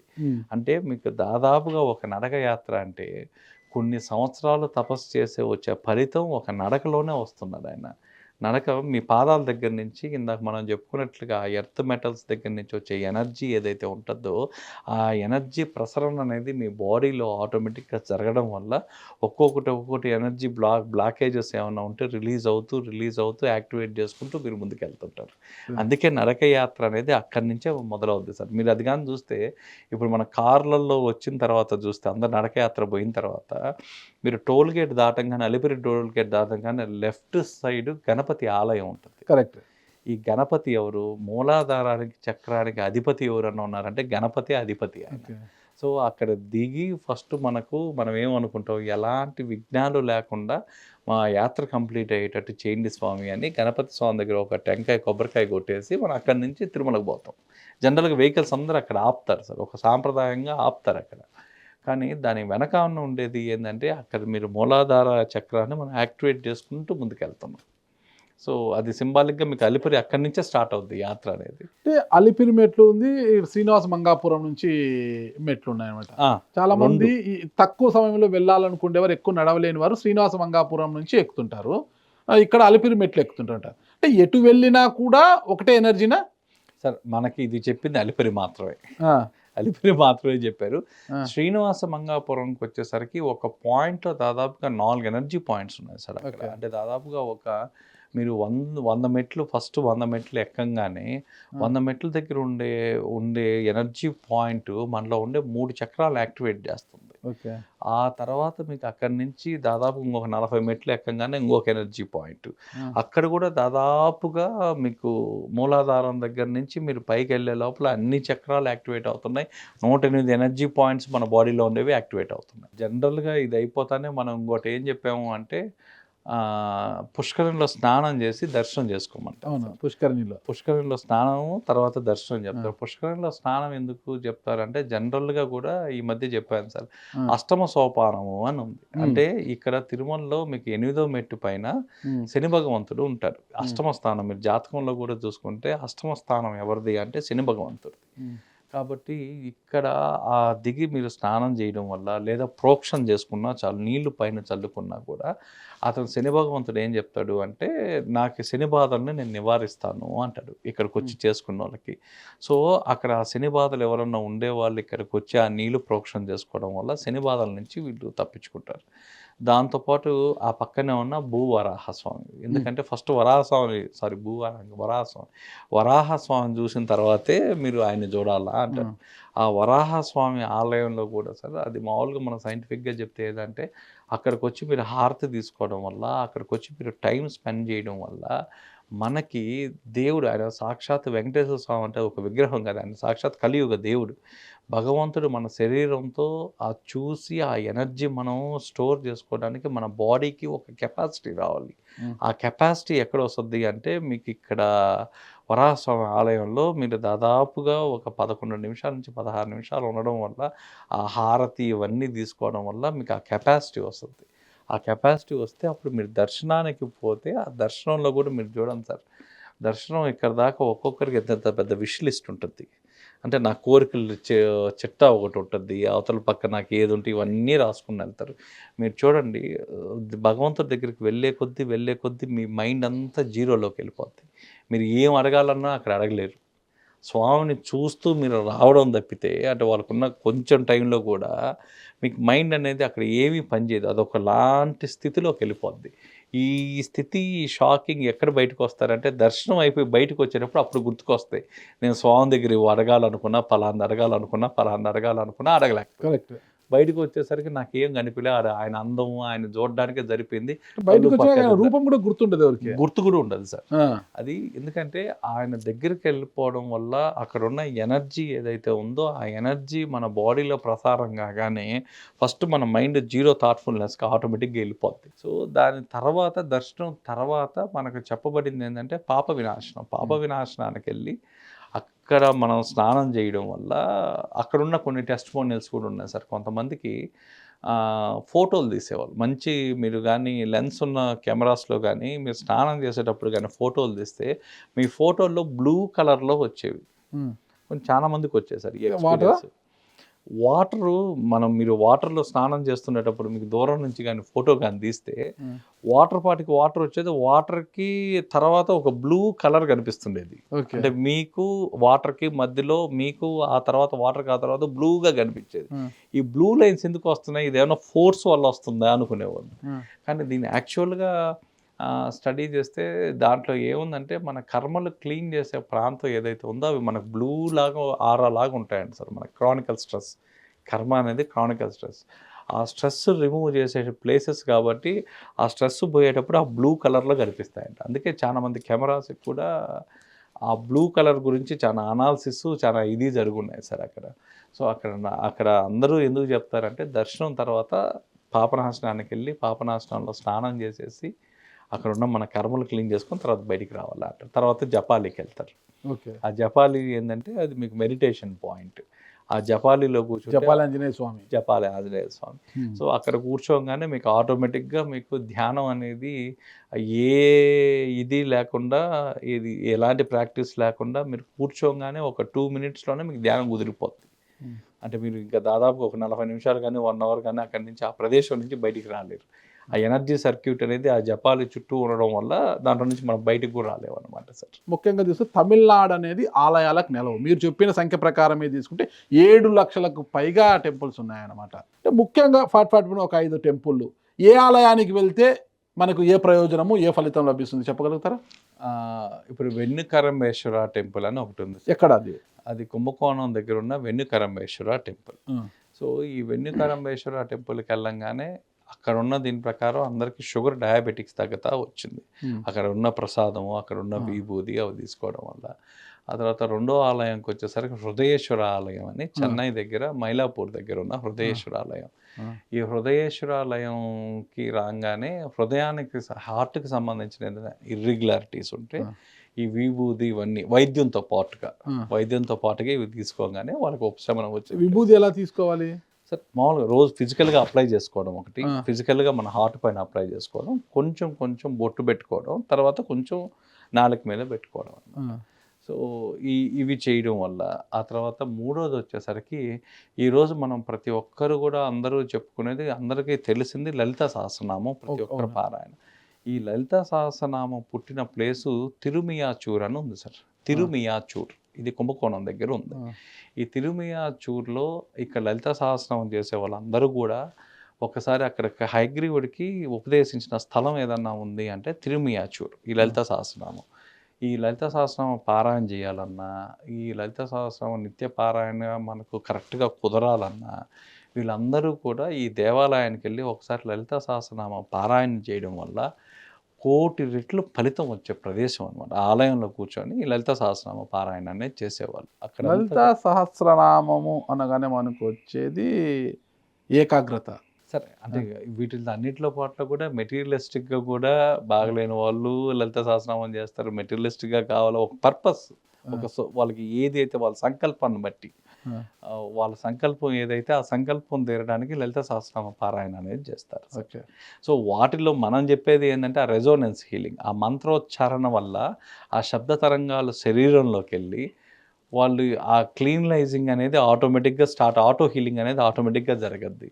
అందుకే సార్ ఎప్పుడైతే ఆటో హీలింగ్ జరిగి ఎనర్జీస్ ఎప్పుడైతే లైవ్లో ఉంటాయో మనకు కూడా అన్నీ నీట్గా ఉంటాయి అన్నమాట. నెక్స్ట్ ఇంకో టెంపుల్ అంటే ఇప్పుడు 3 టెంపుల్స్ చెప్పారు తమిళనాడులో మీరు. సార్ 4వ టెంపుల్ వచ్చేసరికి అరుణాచలం. అరుణాచలంకి వచ్చేసరికి మీకు ఎవరైతే ఆ గిరి ప్రదక్షిణ చేస్తారో ఆ గిరి ప్రదక్షిణ చేసే వాళ్ళకి మన పిత్త దోషాలు ఏవైతే ఉంటాయో ఆ పిత్త దోషాలు అనేది ఆటోమేటిక్గా కాలపరిమితి ఏమైనా ఉందండి? ఈ గ్రహణం రోజు అంటే పౌర్ణమి రోజు ఇలా తిరిగితే మంచిదనో ఇలా ఏమైనా? సార్ జనరల్గా పౌర్ణమి రోజు ఎందుకు దానికి అంత విశేషమైంది అంటే చంద్రకాంతులు అంటే మూన్ దగ్గర నుంచి వచ్చే రేసు మన జియోమాగ్నెటిక్లో ఉన్న రేస్, ఈ 2 రేస్ మధ్యలో ఒక కాస్మిక్ ఎనర్జీ గ్రిడ్ లాగా ఫామ్ అవుతుంది సార్. ఆ రోజు ఆ గ్రిడ్లో మీరు వాకింగ్ చేయడం వల్ల ఆ రోజు చంద్రకాంతి ఫలితాలు కూడా మీకు బాడీ మీద ఉంటాయి, కొంచెం ఎక్స్ట్రాగా ఉంటాయి. కానీ జనరల్గా అందరూ నిశిత కాలం అంటే night time sir. Night time నిశిత కాలంలో మాత్రం అప్పుడు ప్రాతకాలం వాళ్ళందరూ కూడా ఇప్పుడు నిశిత కాలాల్లో గిరి ప్రదక్షిణ చేసేవాళ్ళు. ఆ టైంలో ఎప్పుడు చేస్తే మంచిది అంటారు సార్? అందరూ అయితే ఇది ఇప్పుడున్న పరిస్థితులు బట్టి, ఇప్పుడున్న క్రౌడ్ని బట్టి ఎప్పుడు వీలైతే అప్పుడు. ఎందుకంటే ఎప్పుడు మంచిది. ఇప్పుడు సార్ కైలాసం చుట్టూ తిరగడానికి ముహూర్తాలు ఏముంటాయి చెప్పండి? సాక్షాత్ కైలాసమే అది అయినప్పుడు ఆ కైలాసం చుట్టూ అసలు తిరగడమే గొప్ప. ఆయన అసలు ఆ క్షేత్రానికి మీరు వెళ్ళడమే గొప్ప. కైలాసానికి వెళ్ళి అందుకే sir before Arunachalam after Arunachalam అంటుంటారు. కైలాసం ఎప్పుడు కూడా కైలాసానికి వెళ్ళి కోరిక అడిగిన వాళ్ళు, ఆయన తీర్చకుండా ఉన్నోళ్ళు ఏది లేదు కదా సార్ ఇంతవరకు. చిదంబరంలో 5వ టెంపుల్ వచ్చేసరికి స్వర్ణాకర్ష భైరవుడు. ఎవరైతే ఈ ఫైనాన్షియల్ ప్రాబ్లమ్స్ యూజ్ చేసేవాళ్ళు స్వర్ణాకర్ష భైరవుడికి వెళ్ళి వాళ్ళు అభిషేకం చేసుకోగానే మీకు అక్కడ క్లియర్ అయిపోతుంది. ఇక తమిళనాడు అది చెప్పారండి. కర్ణాటకలో కూడా మనం డిస్కస్ చేసుకున్నాం. కర్ణాటకలోనే నేను ఇటీవల కాలంలో ఒక టెంపుల్ గురించి కరుడుమల్ల గణేష అంటే మన సాలగ్రామాల గురించి విన్నాం కదా. ఇదంతా కూడా ఒక ఏకశిల అనేది చూసామన్నమాట. మనము దత్తపీఠంలో వెళ్తే చిన్న సాలగ్రామం నుంచి పెద్ద ఇంత సాలగ్రామం వరకు మనం చూసాం. అలా తీసుకుంటే కురుడుమల్ల గణేష కూడా ఒకటే శిలలో ఒక సాలగ్రామం స్వయంభూ అని అంటారు. ప్రత్యేకత ఏంటంటే ఇప్పుడు మీరు ప్రపంచంలో ఎక్కడైనా సాలగ్రామం అనేది చిన్న సాలగ్రామాలు చూస్తాం మనం, చూడగలిగింది అంతే. కానీ 13 నుంచి 14 అడుగుల సాలగ్రామం విగ్రహం ఏదన్నా ఉందంటే ప్రపంచంలో కురుడుమల్ల గణేష అని. ఇది యాక్చువల్గా భూమిలో దొరికింది ఈ విగ్రహం అనేది. సో రెండోది వచ్చేసరికి స్వామి కొంచెం వంగుంటారు, స్వామి ఇలా వంగుంటారు. ఆ తర్వాత పరశురాముడు వచ్చి మళ్ళీ దానికి పునఃప్రతిష్ఠ అనేది చేశారు. సో ఈ ఆలయానికి వస్తే ఏం జరగద్ది అంటే సింక్రనైజేషన్ అనేది ఉంటుందండి. మన నాడుల్లో సింక్రనైజేషన్ ఉంటుంది. అంటే సింక్రనైజేషన్ ఏంటంటే కరెక్ట్ సరైన వ్యక్తి సరైన టైంలో రావడం, ఆ సరైన వ్యక్తిని మనం కలవడం వల్ల సరైన ప్రయోజనం అయిపోవడం. అంటే ఎక్కువగా ఈ టెంపుల్ అత్యంత రహస్యంగా అందరూ కర్ణాటకలో ఉండే రాజకీయవేత్తలు అందరూ ఉపయోగించుకునే ఆలయం ఏదన్నా ఉందంటే కుర్రమల్లె గణేష. ఎందుకు? ఈ రాజకీయ నాయకులకి ఎక్కువ ఇది ఎలా ఉపయోగపడద్ది అంటే వాళ్ళు ఒక పదవి కోసమో, ఒక పని కోసమో వాళ్ళు లైజనింగ్ చేయాల్సి వస్తుంది. ఎక్కడైనా ఇక్కడి నుంచి ఢిల్లీలోనో ఎక్కడో దగ్గర. ఈ ఆలయానికి వచ్చి ఆటోమేటిక్గా ఈ స్వామికి వెన్నాభిషేకం చాలా ఇష్టం సార్ అతనికి. ఆ వెన్నాభిషేకం చేయడం వల్ల ఆ తర్వాత వీళ్ళకి చేయడం వల్ల వీళ్ళకి ఏం జరగద్దంటే సింక్రనైజేషన్ అంటే సరైన వ్యక్తి ఆ టయానికి రావడం, ఆ టయానికి ఆ వ్యక్తి తగలడం, ఆ తగిలిన వ్యక్తి ద్వారా ఆ ప్రయోజనం ఏదైతే పదవి ఆశిస్తారో, పని ఆశిస్తారో అది 100% సక్సెస్ఫుల్గా అయిపోవడం. ఈ సింక్రనైజేషన్ అనేది ఆలయ టెంపుల్లో మీరు అడుగు పెట్టంగానే ఆటోమేటిక్గా యాక్టివేట్ అయ్యేది ఏదన్నా ఉంది అంటే ఈ సింక్రనైజేషన్. సో ఇక్కడికి వచ్చి వీళ్ళకి దాదాపుగా 11 ప్రదక్షిణాలు చేయాలి. ముల్బాగల్ ఆ టెంపుల్ లోపల 11 ప్రదక్షిణాలు చేయాలి వీలైతే. చేసిన తర్వాత ఇక్కడ వాళ్ళు 48 రోజులు సంకల్ప పూజ అని చేస్తారు. ఈ సంకల్ప పూజ అంటే ఏంటంటే మనము అక్కడికెళ్ళి మన పేరు, గోత్రాలు, మనకు కావాల్సిన కోరిక ఏదో చెప్తే ఆ పూజారి 48 రోజులు మనకు పొద్దున్నే వాళ్ళు అభిషేకాలు చేసేటప్పుడు, సంకల్పం చెప్పేటప్పుడు మన సంకల్పాలు కూడా స్వామికి చెప్తాడు.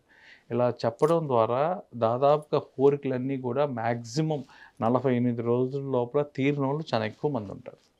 సో ఈ టెంపుల్ చాలా అతి రహస్యమైనది, అది ప్రాచీనమైనది, చాలా పవర్ఫుల్ అయిన టెంపుల్ కురుడుమల్లె గణేష్. వాటికి వెళ్ళడం వల్ల పెండింగ్ కోర్టు కేసులు కానీ ఆ తర్వాత మీకు ఎక్కువ ఈ సింక్రనైజేషన్ రాజకీయ నాయకులకి ఎక్కువగా ఉపయోగపడేది సరైన వ్యక్తి సరైన టైంలో తగలడం, లేదా ఏదైనా పోగొట్టుకున్న డాక్యుమెంట్ కానీ ఎక్కడైనా డాక్యుమెంట్ పోయినా అది ఆ టయానికి మళ్ళీ దొరకడం. ఎప్పుడో మన పాతకాలంలో 10 సంవత్సరాల క్రితం మనకు ఆ పరిచయం అనేది బ్రేక్ అయ్యి వాళ్ళ కాంటాక్ట్ నెంబర్ లేక, వాళ్ళు కాంటాక్ట్ లేక, వాళ్ళందరూ మళ్ళీ కాంటాక్ట్లోకి రావడం, వాళ్ళ వల్ల మీకు ఏదో ఒక ప్రయోజనం అనేది కలగడం అనేది ఈ టెంపుల్లోనే జరగద్ది సార్. ఓకే కిషోర్ గారు, ఒకటి మన కర్ణాటకలో ఒక ఆలయం గురించి నేను విన్నాను అనమాట. మ్యాంగ్లూర్, కర్ణాటక రాష్ట్రంలో మ్యాంగ్లూర్ దగ్గర ఆదినాదీశ్వర ఓకేనా ఆలయము. దాని పేరే ద టెంపుల్ ఆఫ్ ఆస్తమా అని అంటుంటారు అనమాట. అసలు ఏంటి అసలుకి ఆ టెంపుల్ ఆఫ్ ఆస్తమా అనే పేరు దానికి ఎందుకు వచ్చింది, ఎందుకు అలా పిలుస్తుంటారు? ఆదినాదీశ్వర టెంపుల్ పేరేమో ద టెంపుల్ ఆఫ్ ఆస్తమా. ఏంటి అసలుకి అక్కడికి వెళ్ళడం వల్ల ఏందో ఆస్తమా నయం అవుతుంది ఇది అంటారు. అసలు దాని ప్రత్యేకత ఏంటి? మీరు దాన్ని సందర్శించారా? చూసా. Okay. So Covid time, second Covid అప్పటి నుంచి ఈ టెంపుల్ చాలా ప్రాశస్త్యంలోకి వచ్చింది సార్ ఇది. ఓకే. సో ఇక్కడ వస్తే ఏం జరుగుతుందంటే ఇక్కడ ఇది వచ్చి మంగళూరు సిటీకి ఒక 5 కిలోమీటర్స్ దూరంలో ఉంది ఈ ఆదినాథేశ్వర టెంపుల్. సో ఈ టెంపుల్లోకి అడుగు పెట్టంగానే ఫస్ట్ మీకు ఒక మత్స్యతీర్థం అనేది ఉంటుంది. ఈ మత్స్యతీర్థంలో మామూలుగా అయితే కాళ్ళు చేతులు కడుక్కొని ప్రోక్షణ చేసుకున్న తర్వాత ఆ టెంపుల్లోకి వెళ్ళిన తర్వాత వాళ్ళు ఇచ్చే ప్రసాదం ఏదైతే ఉందో ఆ ప్రసాదం తీసుకున్న వాళ్ళకి చాలా మందికి కోవిడ్ క్యూర్ అయింది. ఓకే. కోవిడ్లో అక్కడ కొంతమంది ఏం చేసేవాళ్ళు అంటే ఎక్కడ మొత్తం రిస్ట్రిక్షన్ ఉన్న టైంలో, టెంపుల్ కూడా మూసేసిన టైంలో, సో చాలామంది ఇక్కడికి వచ్చి కోవిడ్ తర్వాత వచ్చిన రిపల్షన్స్ ఏవైతే ఉన్నాయో వాటి అన్నిటినీ కూడా వాళ్ళకి ఒక breathing problems, asthma problems trigger అయిన వాళ్ళందరూ కూడా ఆ విభూది నీళ్ళల్లో వేసుకొని నీళ్లు తాగడం వల్ల వాళ్ళకి ఆటోమేటిక్గా హీలింగ్ అనేది స్టార్ట్ అయింది. ఫస్ట్ ఆ మంగళూరు వాళ్ళు ట్రై చేశారు. తర్వాత వాళ్ళకి దాదాపుగా తర్వాత ముందు వెళ్ళి ఇవి చేయించుకుంటూ అంటే అలాంగ్ విత్ ట్రీట్మెంట్ సార్. ట్రీట్మెంట్తో పాటు ఆ తీర్థం తాగంగానే ఆ విభూది దాంట్లో వేసి తాగంగానే కొంచెం వాళ్ళకి ఆస్తమా తగ్గడం, ఆయాసం తగ్గడం, ఇవన్నీ తగ్గడం అంటూ స్టార్ట్ అయినాయి. సో ఇక్కడికి వచ్చిన శివుడికి అభిషేకం చేయడం వల్ల ఈ వాయువుకి సంబంధించిన మన లంగ్స్కి సంబంధించినవి ఏ రుగ్మతలు ఉన్నా ఆ పాయింట్లోకి రాగానే ఆ గర్భాలయంలో నిలబడుకొని కనీసం దాదాపు 5 నుంచి 10 నిమిషాల పాటు ఆ అభిషేకం చేయించినా, ముందు నిలబడినా ఆటోమేటిక్గా హీలింగ్ అనేది స్టార్ట్ అయిపోయింది. సో హీలింగ్ స్టార్ట్ అయిన తర్వాత ఆ ప్రసాదం మన ఇంటికి వెళ్ళి అది వారిన తర్వాత చాలామంది సార్, చాలామంది కావాలంటే ఒక పక్క డయాగ్నోసిస్ చేసుకుంటూ ఆ లోకల్ వాళ్ళకున్న సాంప్రదాయం ప్రకారం లంగ్ క్యాన్సర్స్ ఉన్న చాలా అడ్వాన్స్ స్టేజ్లో ఉండే వాళ్ళు కూడా ఈ విభూది తీసుకుని విభూది ప్రసాదాన్ని వాడుతూ వచ్చారనమాట. ఇది యాక్చువల్గా ఫస్ట్ నుంచి ఉంది, కానీ ఎప్పుడు ప్రాశస్త్యంలోకి వచ్చిందంటే కోవిడ్ తర్వాత నుంచి కోవిడ్ టైంలో దాని యొక్క దాని గొప్పతనం యొక్క తెలిసిందే. గొప్పతనం దేశం అంతా తెలిసి ఇప్పుడు దేశం అంతా జనాలు దానికి అందుకే ఓ టెంపుల్ ఆఫ్ ఆస్తమా అని పెట్టేశారు. దాని పేరే టెంపుల్ ఆఫ్ ఆస్తమా అని ఓకే, పెట్టేశారు. ఓకే. సో పెట్టేసి దాదాపు కొన్ని వేల మంది వస్తుంటారు. ఇప్పుడు భక్తుల సంఖ్య పెరిగిపోయి ఉంటుంది. భక్తుల సంఖ్య విపరీతంగా పెరిగింది. ఓకే. అండ్ పోయిన వాళ్ళందరికీ కూడా రిలీఫ్ ఉందని మాత్రం చెప్తున్నారు సార్. సరే, మొత్తం మీద ఇన్ని టెంపుల్ల గురించి ఇన్ని విషయాలు చెప్పారు కదా మీరు. అన్ని సమస్యలకు ఒకటే టెంపుల్, ఈ టెంపుల్కి వెళ్ళండి అన్ని సమస్యలకు పరిష్కారం అని చెప్పడానికి ఒక టెంపుల్ ఉందా? మన కలియుగ భగవంతుడు తిరుమల స్వామి ఆయనే ఉన్నాడు.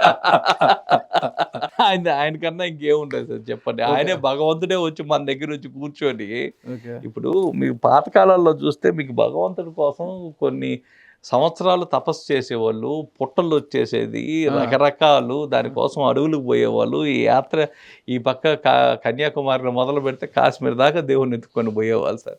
ఈ కాలం మనం ఎందుకు అదృష్టవంతులు అంటే మన చొక్కా నలగకుండా, ఏమాత్రం మనకు చెమట గారకుండా, దేవుడు ఎక్కడున్నాడో తెలుసు, ఎలా వెళ్ళాలో తెలుసు, నేరుగా ఏసీలో వెళ్ళి భగవంతుడి ముందర దిగుతున్నాం మనం.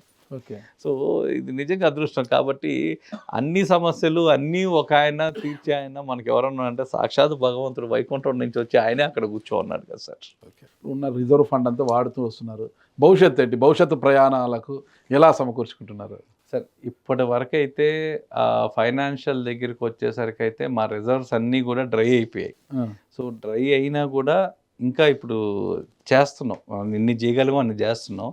అందుకే ఈ మధ్య మేము అకౌంట్ ఓపెన్ చేయడం వల్ల ప్రజలకు చెప్తున్నాం, కొంతమందికి చెప్తున్నాం. ఏమన్నా కొంచెం కోఆపరేట్ చేస్తే వాళ్ళు చేసినా చేయకపోయినా, అంటే మా కోఆపరేట్ చేస్తేనే మేము చేస్తాం అని చెప్పలేదు సార్. ఎందుకంటే అవుట్ ఆఫ్ ద ప్యాషన్ మేము అది చేయాలనుకున్న మిషన్ అయితే ఖచ్చితంగా చేస్తాం. సహకరిస్తే అందరూ సహకరిస్తే ముందుకి, లేదా మేమన్నా ముందుకు వెళ్ళిపోతాం సార్. అంటే మాకు అది ఒక పెద్ద క్రైటీరియాగా మేము ఫీల్ కావట్లేదు, మాకు అదొక హర్డిల్ లాగా. Okay, okay. మీరు ఒక ప్యాషన్గా చేస్తున్న సమాజానికి ఇతోధికంగా మీ వంతు ఎంతో కొంత మేలు జరుగుతుందని అయితే అనుకోవచ్చు మనము. ఎందుకంటే తెలియని వారికి తెలియజెప్పుతున్నారు ఆలయాల విశిష్టత గురించి, ప్రత్యేకత గురించి, పర్యాటక పరిహారిక ఆలయాల గురించి చెబుతున్నారు. చాలామందికి కూడా కొంత జ్ఞానాన్ని సముపార్జింపజేస్తున్నారు మీరంతా కూడా. అయితే ఇలాంటి సందర్భంలో ప్రభుత్వాల నుంచి, రాష్ట్ర ప్రభుత్వం నుంచి కావచ్చు, కేంద్ర ప్రభుత్వం నుంచి కావచ్చు, ఎలాంటి సహకారం ఆశిస్తున్నారు మీరు? సార్ మాకు యాక్సెస్ కోసం అడుగుతున్నాం సార్. మాకు ఎప్పటి నుంచో, మాకు 6 సంవత్సరాల నుంచి మేము ఎదుర్కొంటున్న విపరీతంగా ఈరోజు ఒక ఆలయం గురించి మేము ఇంత ఈజీగా మేము జనాలకు చెప్పగలుగుతున్నాం అంటే ఆ రోజు మా హార్డ్ వర్క్ చాలా ఉంది సార్. ఒక ఎనర్జీ పాయింట్, ఒక రికార్డు మాకు కావాలంటే కొన్ని రోజులు, కొన్ని వారాల పాటు ఆఫీసుల చుట్టూ తిరుక్కుంటూ వెయిటింగ్ చేస్తూ ఉండిపోయాం. అంటే మాకు ఏది కూడా యాక్సెస్ లేదు. మాకు ఒక ఫ్రీగా మేము వెళ్తే మాకు ఈ డేటా కావాలి అంటే డేటా ఇచ్చేవాళ్ళు లేరు మాకు. ఇలా మాకు మా లాంటి వాళ్ళకి కొంచెం గవర్నమెంట్ సపోర్ట్ చేసి ఆ యాక్సెస్ అనేది ఇవ్వగలిగితే ఇది ప్రజల్లోకి ఇంకా కొంచెం ఎఫెక్టివ్గా తీసుకెళ్తాం. ఇప్పుడు చూడండి సార్, మేము నేషనల్ స్కీమ్స్ చేసాం, నేషనల్ స్కీమ్స్ అన్నీ రాసాం, ఏవేవి ఉన్నాయి, ఎంతెంత ఉన్నాయి రాసాం, కానీ మా పరిమితి అంతవరకే అయింది. దాంట్లో ఎంత ఫండ్ వచ్చింది, బడ్జెట్ ఎంత అలాకేట్ అయింది, మన రాష్ట్రానికి ఎంత ఉపయోగపడుతుంది, ఏం చేసామనేది మా దగ్గర లేవు. ఈరోజు మేము చెప్పలేము. కొన్ని ఏఎస్ఐ దగ్గర ఉన్న రికార్డ్స్ ప్రకారం కూడా పలానా టెంపుల్లో పలాంది ఉంది, దానికి సంబంధించిన చరిత్ర ఉంది, మ్యాచ్ చేయాలంటే మాకు యాక్సెస్ లేదు ఎవరికి. సో ఇలాంటి యాక్సెస్ మాకు ఏదన్నా ఒకటి కానీ వీళ్ళు కానీ ప్రొవైడ్ చేయగలిగితే దీన్ని ఇంకా కొంచెం పర్ఫెక్ట్గా చేసిస్తాం. ఈ ఆలయాల యాత్ర వాటి విశిష్టత గురించి చెప్తూ ఒక డాక్యుమెంటరీని తయారు చేస్తున్నారు మీరు. సార్ ఒక డాక్యుమెంటరీ తయారు చేసాము. తర్వాత గ్లోరిఫికేషన్ ఆఫ్ టెంపుల్స్, రెస్టారేషన్ టెంపుల్కి కూడా ఒకటి చేసాం సార్. ఒకటి ఏం చేసాము అంటే మాకున్న దాంట్లో సేమ్ మాకున్న కాన్సెప్ట్లో ఫండ్స్ లేవు రెస్టారేషన్కి అంటే మేము ఒకటి చేసాం. 1 డే 1 హిందూ 1 రూపీ 1 టెంపుల్. ప్రతిరోజు ప్రతి హిందువు ₹1 డొనేట్ చేయడం వల్ల మన ఆలయాలు మనమే బాగు చేస్తాం. ఎవరో వస్తారు, ఎప్పుడో చేస్తారు, ఏదో చేస్తారు, ఎదురు ఒకరు వేస్తే ₹1, 10 మంది వేస్తే ₹10, 1,00,000 మంది వేస్తే ₹1,00,000 అవుతుంది సార్. దానికి దాని విలువ రూపాయి.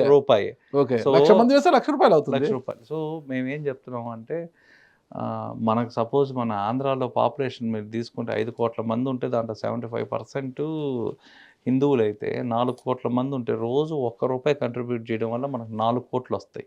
ఇంటూ 365 డేస్ చేయడం వల్ల దగ్గర దగ్గర 1600 కోట్లు వస్తాయి. 1600 కోట్లకు మన 90,000 ఆలయాలు మనం ఎందుకు బాగు చేసుకోకూడదు సార్? కరెక్ట్. సో ఈ మూమెంట్ని మేము జనాల్లో ఎప్పుడైతే ఐడెంటిఫికేషన్ ఆఫ్ టెంపుల్స్ చూపించామో, సెకండ్ గ్లోరిఫికేషన్ ఆఫ్ టెంపుల్స్ మా ఎయిమ్ ఇదే సార్. ప్రతి ఒక్కరిలోకి మనం మర్చిపోయిన మన గొప్పతనాన్ని మనకు గుర్తు చేసి, ఆ గుర్తు చేయడం వల్ల ఈ రెస్టోరేషన్ ఆఫ్ టెంపుల్స్ మన గుళ్ళు, మన ఊర్లో మన గుళ్ళు మనమే బాగు చేసుకుంటాం. ఎందుకంటే ఇంత మునుపు విలేజెస్లో మీకున్న నానుడి ఏంటంటే, మీ ఊర్లో రామాలయం లేకపోతే మీ ఊర్లో అమ్మాయిని ఇచ్చేవాళ్ళు కాదు పెళ్ళికి. మీ ఊర్లో ఖచ్చితంగా రామాలయం ఉంటేనే మీకు అమ్మాయిని ఇచ్చేవాళ్ళు. ఆ విధంగా ప్రతి ఊర్లో శివాలయం, రామాలయం అనేది ఖచ్చితంగా ఉండాలి. ఉన్నాయి కూడా, మనకు ఉన్నాయి కూడా. ఇదే విధమైన దీనికోసం మళ్ళీ ఇవి తీసుకొని వచ్చి ప్రతి ఒక్కటి రెస్టోర్ చేయాలంటే వాటి పాటికి వాటి డబ్బులు రోజు ఒక్కొక్క రూపాయి కంట్రిబ్యూట్ చేయడం వల్ల మన ఆలయాలు ఏదో మనమే బాగు చేసుకుందాం అనేది మాది సార్. ఇది యాక్చువల్గా ఇది మాకు గవర్నమెంట్ కోఆపరేషన్ లేకపోతే కానీ మేము చేయలేము. ఇది మేము ఒక్కరే చేయగలిగింది కాదు ఇది. సో ఇక్కడ దీనికోసం నేను గౌరవనీయులైన ముఖ్యమంత్రి గారిని కూడా కలిసి నేను ఒక రిప్రజెంటేషన్ కూడా ఇచ్చాను సార్. మన ఆంధ్రాలో మన చంద్రబాబు నాయుడు సార్ని కలిసి నేను దాదాపు ఒక 6 నెలల ముందరే నేను ఇది ఇచ్చాను.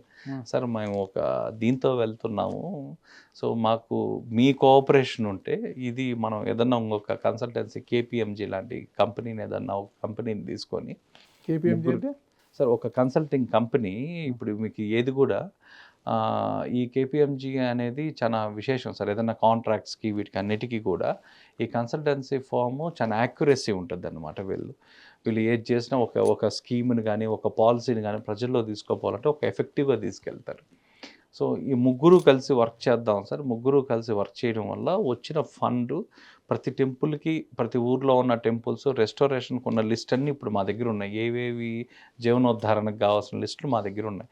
ఈ టెంపుల్స్ తీసుకొని మనము గవర్నమెంటు ప్లస్ మన పీఠాధిపతులను అందరినీ కలిసి, ఇప్పుడు సపోజ్ ఆంధ్రాలో తీసుకుంటే 27,000 విలేజెస్ ఉన్నాయి సార్. 27,000 విలేజెస్లో ఈ ఉద్యమాన్ని కొంచెం ఒక్కొక్కరిని యాక్టివేట్ చేసుకుంటూ, ఆ తర్వాత టెంపుల్స్ ఒక్కొక్కటి రెస్టోరేషన్ చేసుకుంటూ ముందుకెళ్దాం అనేది మాకు ఒక టెస్టిమోనియల్గా చూపించి, భారతదేశంలోనే తొలి రాష్ట్రంగా మన ఆంధ్రప్రదేశ్ని తీసుకురావాలనేది మా తాపత్రయం సార్.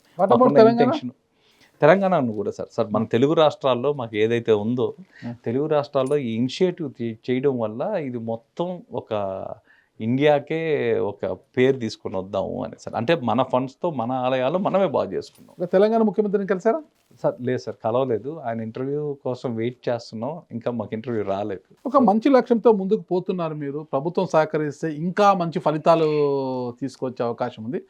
ఓవరాల్గా మీ అంతిమ లక్ష్యం ఏంటి ఈ యాత్రలో? మేము కనీసం ఈ కష్టపడ అంటే మేము అనుకునేది, మేము చనిపోయే లోపల కనీసం 1,00,000 దేవాలయాలు బాగు చేసి చచ్చిపోతే చాలు అనేది మా మిషన్. దానివల్ల వచ్చే లాభం ఏంటి మీకు? అంటే ఒక్కొక్కరికి ఒక్కొక్కటి సార్. ఇప్పుడు ఒక్కరికి ఒక అచీవ్మెంట్ ఉంటుంది. సో వాళ్ళు పర్సనల్గా నాకు ఒక 100 కోట్లు సంపాదించాలా అనేది ఉంటుంది. నేను 100 కోట్లు సంపాదించేస్తే దానివల్ల అచీవ్మెంట్ ఏంటంటే 100 కోట్లు వస్తే ఒక తృప్తి మిగలద్ది, లాస్ట్లో ఒక సాటిస్ఫాక్షన్. మాకున్న మిషన్ ఈ అభ్యుదయ స్టార్ట్ చేయడానికి మేము చేయగలిగింది కనీసం 1,00,000 దేవాలయాలన్నా బాగు చేస్తే చాలు అనేది మాకు జీవనోద్ధరణ చేసేయడం అనేది వాటి యొక్క విశిష్టత ప్రజలకు తెలియజేయడం అనేది సార్. ఒక మంచి లక్ష్యాన్ని మీరు ఎంచుకున్నారండి. మంచి మార్గంలో పయనిస్తున్నారు. మీ మార్గము మంచిదైంది కాబట్టి, మీ లక్ష్యం గొప్పదైంది కాబట్టి, మీ గమ్యం కూడా చాలా హ్యాపీగా, ఎలాంటి ఒడిదుడుకులు లేకోకుండా, ఎలాంటి ఆర్థిక కష్టాలు లేకోకుండా, ఆర్థిక కష్టాలు వస్తే మీరు చెప్పినట్లుగా చిదంబరంలో న్యాయాలయానికి వెళ్ళండి, ఆ కష్టాలు మీకు తిరిగిపోతాయి. ఓకేనా? అక్కడికి వెళ్ళి ఆర్థిక కష్టాలను మీరు అధిగమించి మీ అంతిమ లక్ష్యం చేరుకోవాలని కోరుకుంటున్నా. థ్యాంక్ యూ అండి నందకిషోర్ గారు. నమస్తే.